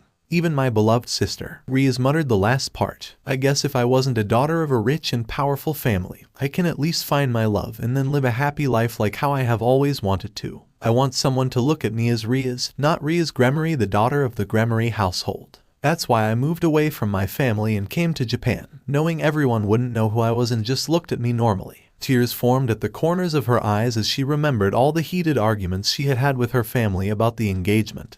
Yet after all that, she still couldn't make them change their mind, or bring herself to hate them. Suddenly, Naruto walked around her and turned her chair, causing Rias to turn away from the dining table. The crimson-haired girl didn't even have time to ask what he was doing before Naruto put his arms around her shoulders and embraced her, bringing her head against his chest. Rias then felt a familiar warmness blooming in her heart, one that she couldn't help but feel that she had felt before, but couldn't place it. At the same time, she also felt comforted and safe, like she no longer needed to worry about the entire world itself while she was in Naruto's arms. It was strange because this was the first time the two were so close to each other, yet she couldn't help but have the feeling that he had done this before like 100 times. "Don't cry, Rias-chan. I understand how you feel, and all that you need to do is continue to be yourself," Naruto said soothingly as he held Rias close against his chest. He didn't know why he did this, he was just following his instincts. "Sadness and tears don't suit you, but for now just let it all out. And remember, if you ever need anything Rias, you can always ask for my help. It's not because you're Rias Gremory, the girl who comes from a super rich family or anything like that, but because you're Rias Gremory, my student, and the first real friend that I made when I first came to this town. Rias felt her cheeks heat up a bit by both his actions and words, but then a soft smile appeared on her lips as she snuggled closer to him. Oni-sama, a soft voice made Naruto and Rias turn their head, and see a fuming Asia Argento standing at the doorway into the dining room, looking at both of them with blushing cheeks and an angry, yet extremely cute expression on her face. "Oh, hey Asia-chan." Naruto grinned sheepishly and released Rias, who glared lightly at Asia for ruining the moment. I didn't know that Rias-senpai and Naruto Ni-sama like each other. Asia pouted while glaring at Rias, but I won't lose to you Rias-senpai. You won't lose to me. Really Asia-chan? Rias questioned playfully and folded her arms underneath her big breasts, leaning them a bit toward Asia. Don't you realize that you're already losing? Rias slightly pushed her breasts up to make them look even bigger, making the blush on Asia's face become redder. The girls continued to glare at each other as Naruto looked between them and let out a soft laugh. After a minute his patience ran out and Naruto decided to speak up. His attention was on his little sister. "Asia-chan, are you feeling hungry?" "Yes, Ni-sama." Asia nodded her head rapidly and ran to sit on the chair next to him, not forgetting to stick her tongue out at Rias, making her laugh softly into her hand. "Excuse me, can you tell me where can I find Rias Gremory-san?" She is in her clubroom at the old school building, Naruto-sensei. "Thank you." Naruto waved the female student goodbye before he headed straight to the old school building with his hands in his pockets. For some reason, he couldn't sense Rias' signature anymore, and that was why he had to ask for her exact location from other students. Then, when Naruto was about to enter the old school building, he suddenly found himself unable to take another step forward. Frowning, Naruto used his hand to touch the air in front of him and felt something akin to a wall blocking his path, and when he looked behind, other students just randomly walked away without even asking a question, even though they all looked like they wanted to walk to the old building. "Oh, I see, this shit is like Harry Potter," Naruto muttered while rubbing his chin, before making a piece appear in his hand with a puff of smoke, beside a pen brush and bottle of ink. "Let's see if I can crack this egg open," the immortal Shinobi said as he wrote down a series of complicated kanji onto the paper before taking it the invisible barrier and placing it flat against the surface. Instantly, a small gap opened before him, allowing Naruto to walk through the magical barrier without any problem. Instantly, he could feel Ria's presence, along with her friends, servants, and a large amount of other presences he didn't recognize. Still, he was able to detect a very familiar one among them, which brought a small smile to his face. A party or something? Naruto wondered as he entered the building and headed to Ria's clubroom, finding it on the second floor. Before he could enter, however, his ear was able to pick up a male voice. The group seemed to be in the middle of a conversation. "Rias, how about we have a match in 10 days? We could do it now, but that wouldn't be interesting. Are you giving me a handicap?" Naruto heard Rias say, though he had never heard her voice with so much frustration in them before. Things were definitely heating up in there. "Are you against it? Is it humiliating? That isn't something simple that you can win with only your feelings. If you can't use your servant's power to their fullest potential, then you will lose immediately. So it's not weird for you to train with your servants for your first. I have seen devils who lost because they didn't use their power to the fullest countless of times, no matter how great their potential and power was." "Damn, someone knows what he is doing," Naruto admitted while nodding his head, but the speech itself would sound so much nicer if the one who said it wasn't looking down on his opponent. Whoever he was, he must be very confident in his power and was rather full of himself. "Who's there?" Graphia Lucifuge suddenly asked, making the entire room fall into silence, though her firm tone trailed off near the end, which meant she had realized the identity of the person that was eavesdropping on them. Deciding to play dumb, Naruto opened the door and walked in, with the most Naruto smile that he could muster. "Yo, good morning class. Sorry to disturb, but I'm looking for Rias Gremory-chan."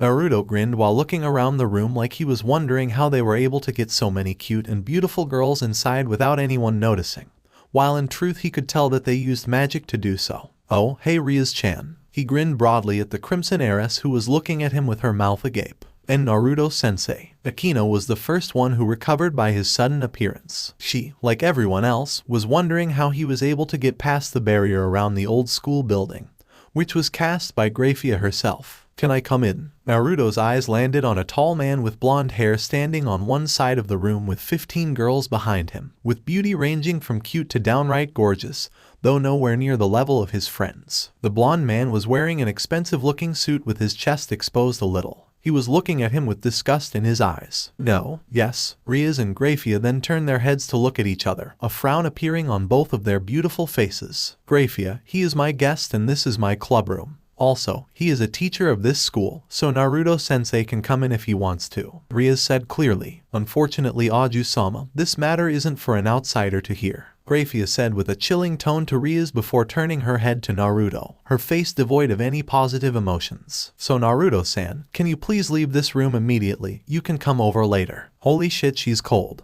Naruto had to hold back a wolf whistle at that while admiring how good she looked in that French-made outfit of her. Well, she did say that she was the head maid of her Ria's sister Riria Lucifer, but he did not expect her to be a completely different woman while working. The look on her face and the possible threat in her tone could send anyone running away with their tail between their legs. Why the cold tone made Sen Naruto laughed, using her own words from before to get back at her, deciding to play dumb for the time being. He reached into his pocket and pulled out a stack of cards, which was from his own new ramen restaurant. I'm merely here to give Rias-chan and her club's members some voucher cards for my ramen restaurant. That's all. We'll open tomorrow. Business has been great recently with my food stand, so I decide to step up a bit, he said mainly to himself and went inside the room to give them the visiting cards, one for each member of the Occult Research Club, which they took it gratefully. When he passed Issei, Naruto could tell that the brunette was in serious pain, like he had just gotten hit in the stomach. If Asia were here, then she would not hesitate to rush over and heal him with her sacred gear. The blonde then turned to Grafia and handed her a voucher, her expression remaining unchanged even as Naruto waved the card a mere inch before her face. This is for you, maid-san. If you have time, feel free to come over and give us a try. He smirked. I hate ramen, Naruto-san. The food is disgusting, so it's a no for me, she answered coldly and not even bothered to take the card from him, causing Naruto to force a smile on his face while his eyebrow was twitching a bit as he looked at the silver-haired maid, who continued to look at him with sternness in her eyes. Those were the coldest words about ramen he had ever heard from anyone, making him feel that there had to be a reason behind them. Making a mental note to ask her about it later, the blonde then turned his head to the group of unfamiliar faces in the room. Hey, you girls wanna try Uzumaki ramen sometimes? My name is Naruto Uzumaki, the head chef of Uzumaki ramen. Don't believe what maid-san said. Ramen is delicious and healthy if you eat with vegetable, the blood asked while grinning broadly, making a number of the girls in front of him blush furiously. He could hear Grafia sigh quietly behind him, like she had expected him to say something like that. Before he could give them the cards, their male leader held out his hand to block his path. You got a problem with me, dude? Naruto asked, still keeping the smile on his face. You filthy sack of shit, how dare you? But before Razor Phoenix could even finish his question, Naruto had already thrown his forehead at the blonde, smashing it into his nose and knocking him down to the ground, much to the shock of everyone in the room, including the girls of his peerage, who rushed over to protect their master. But a cold glare from Grafia from behind Naruto was more than enough to cause them to back off nervously before they could do something to Naruto for hurting Razor. Just after Rias and her peerage managed to pick her mouth off the ground, the Crimson Heiress started to let out a fit of giggle while looking at the pathetic form of her finances, who was clutching his bleeding nose, which healed back almost instantly, but the blood was still there while sitting on the ground. Even Issei could not hold back his laughter. Serve him right. Last I check, you are not a student of this school, correct, dickhead? Naruto asked with an awfully friendly tone, causing Razor and his peerage to drop their mouths in shock at the level of his insult. So it is okay for me to hit you, right? For calling me a filthy sack of shit, while you yourself are not even better. You, how dare you do this to me, you lowly human? Naruto raised an eyebrow at this. Aura, why are you calling me that now? It's as if you're not human, Naruto asked while pretending to be in amusement by the blonde's joke. He then looked at the girl with the curved pigtail, who was the only one that wasn't glaring daggerly at him like the rest of the group. She had a look of confusion on her face and a thoughtful expression, as if she was trying to remember something. That was the face he had been making the past few days, so he knew. You, that's quite enough, Riser-sama. Grafia spoke up in a cold, chilling tone. So that's the prick's name, Naruto thought before hearing Grafia continue. If you say anything further, I will have to end this meeting right here, by force. She finished emotionlessly, making Riser gulp nervously with a pale white face. To everyone's surprise, the temperature in the room actually dropped several degrees after the maid finished her speech, causing the likes of Issei to shiver a bit. Naruto could actually see his breath, which he had to wonder if it was her power or just a release of her magical energy. The blonde then turned around to look at Gremory. The silver-haired maid had to be extremely powerful and fearsome among devils to have such an impact like that to someone who had clearly lived most of his life looking down on everyone like Razor. It made him want to know his relationship with her even more. Right? Razor muttered to himself, earning a nod from Gremory. Good. Then, Gremory turned her eyes to the vice president of Orc Club Akino-san. Please escort Naruto-san outside so we can finish this meeting without any more trouble. Yes, Gremory-san. Akino nodded her head before turning to the blonde. Naruto-sensei, please follow me. Just a minute, Akino-chan. Naruto brought his hand up to stop her before he walked to the girls behind Riser and gave them the cards. Make sure to pay a visit later, okay? He grinned and winked one-eyed at the last girl who was the only one who didn't glare at him. She nodded her head slowly while spotting a small blush on her face. Right, off I go. See you in class, Rias-chan. And don't forget to do your homework, Issei-kun. Tachiyama-sensei has been complaining about you. Naruto shouted even after leaving the room, causing the boy in question to gasp in shock with a horrified face. When the two finally got out of the building, Akino led him to a nearby bench to sit down with him. Akino wanted to stay to make sure that Naruto wouldn't try to sneak in again.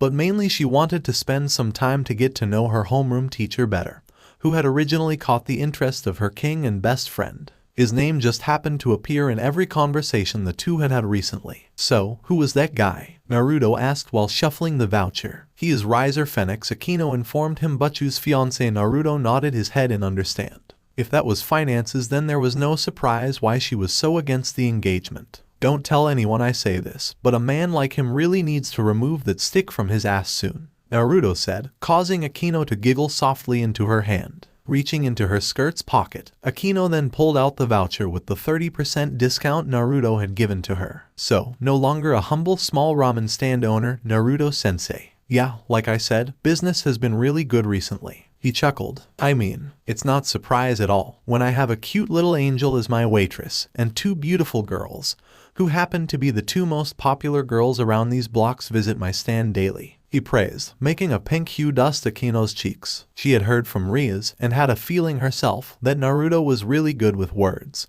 so she wasn't surprised to hear him speaking so smoothly like that. You know what? Because of that, you deserve another voucher, Akino-chan. Thank you, sensei. I will make sure to visit your restaurant later, Akino said before standing up and smiling warmly to him. See you later, sensei. With that, she turned around and headed back into her clubroom, having felt Razor and his peerage leaving a minute ago. Naruto continued to sit there for a few more seconds or so before he stood up and headed back to the teacher's office. Asia, do you think we should keep our restaurant's name Uzumaki Ramen or change it to the Wonderland of Ramen? I think we should just leave it as Uzumaki Ramen, Nai-sama. Naruto shrugged his shoulder and continued to bring tables, chairs, and a lot of other things into his newly bought house from the truck parking outside. It would be the place that his ramen business would take place for the next few weeks. Asia was helping him with cleaning, but with just two people, even with one like him, it would still take them more than a few hours to get things done. He had already hired extra helps, with some of them being chefs while the rest were waitresses because Asia wouldn't be able to solo all of the costumers herself, and the both of them had school to worry about as well. For the chefs, he would need to train them until they could replicate his signature dishes, else Uzumaki Ramen would never be able to live up to its name and reputation. Naruto-sensei. The door of his new store opened. Naruto looked up when his name was called, and his face then turned into a grin when he saw his favorite crimson-haired customer walking in.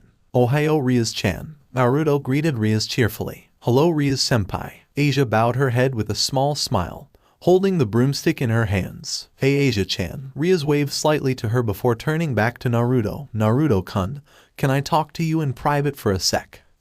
Sure. Naruto nodded and led her to the back room. He then closed the door behind them and asked with a warm voice, so what's up, Rias-chan? Sensei, I wish to ask you to allow me to skip school for the next 2 weeks. Really? Why? Naruto asked, but he wasn't feeling that surprised because he had already known what would happen in 10 days. Rias definitely need time to prepare. Her schoolwork should not be a problem either, since he had a feeling that all the subjects at school were child play to her. She was merely there for the experience. I'd prefer not talk about it, Rias said uneasily, but my future depends on this. I see. Very well then, Rias-chan. Naruto nodded and patted her head. But after things has gone the way you want, make sure to bring everyone to my store to celebrate. Okay. It will be on the house. Really? Thank you, sensei, Rias said to him with a bright smile before throwing her arms around his neck, hugging him tightly against her. Thank you, she whispered and then let go of him to leave the room. I thought you would ask him to be your servant, Akino asked when she saw her friend walking out of Uzumaki Ramen. No, Akino, we can't prepare Naruto in just 10 days. Issei will suffice. Plus, I don't want him to get hurt. Razor will probably single him out because of the humiliation Naruto gave him yesterday, Rias said firmly before turning her head to her queen. Let's go, Akino. Riria Lucifer, formerly Riria Gremory, sat beside her son's bed, quietly moving a few strands of crimson hair away from her son's adorable face. It had been a while since she could sing her son to sleep. Sleep well, my son, Riria whispered before standing up, planting a soft kiss on her 10-year-old son's forehead. Riria, as quietly as she could, slowly opened the door of her son's room and walked out. Riria-sama, Graphia said in a low tone. Graphia, Riria smiled at her queen before starting to return to her own chamber. It's a beautiful night, isn't it? She asked while stretching her arms above her head. Yes, Riria-sama. Graphia nodded her head. Beautiful night, just like 10 years ago. Riria's smile slowly left her face, while Graphia's emotionless expression started to quiver slightly for a second before she was able to regain her composure. What had happened 10 years ago had always been a highly disconcerting topic for both of them. You miss him too, don't you? Riria asked as she turned back to the silver-haired maid, walking backward to her bedroom. Aw, come on, drop that blank face and answer me truthfully. Yes, Riria-sama, I miss Naruto-sama. There's not a single day I'm not thinking about him, Graphia admitted with her head bowing a bit. Of course, Riria smiled softly because after all, you may love him even more than I do. Graphia's expression remained impassive, but her eyes softened just a little. I wonder how our life would be if he were still here. Graphia looked at the woman in front of her, who a long time ago used to be her most dangerous rival in love. Would we still be looking at each other with heated glares 24/7? Would we still be fighting until he decides to intervene and then scolds us like children? Would you and I still become the best of friends? Riria asked while leaning her arms on the window's frame and put her upper body out, her hair flowing in the wind. I miss him too, Graphia. I really miss him. Graphia bit her lower lip as she gripped her uniform's skirt tightly. Riria had changed so much without Naruto around, and she hated it. Please just wait a bit longer, Riria. I promise I will bring him back to you. To us, thank you for joining us on this incredible journey through What If Immortal Naruto was in high school DxD. I hope you found it as intriguing and thought-provoking as we did. A big shout out to YagamiNguyen for crafting such a compelling story. Don't forget to check out their profile on ff.net for more amazing works. The link is in the description below. If you liked this video, please give it a thumbs up, share it with your friends, and don't forget to subscribe to Fanfic Fantasy for more fascinating explorations into the world of fanfiction and fantasy. Your support helps us create more content like this, and we're always excited to hear your thoughts and suggestions in the comments section. See you guys in the next video.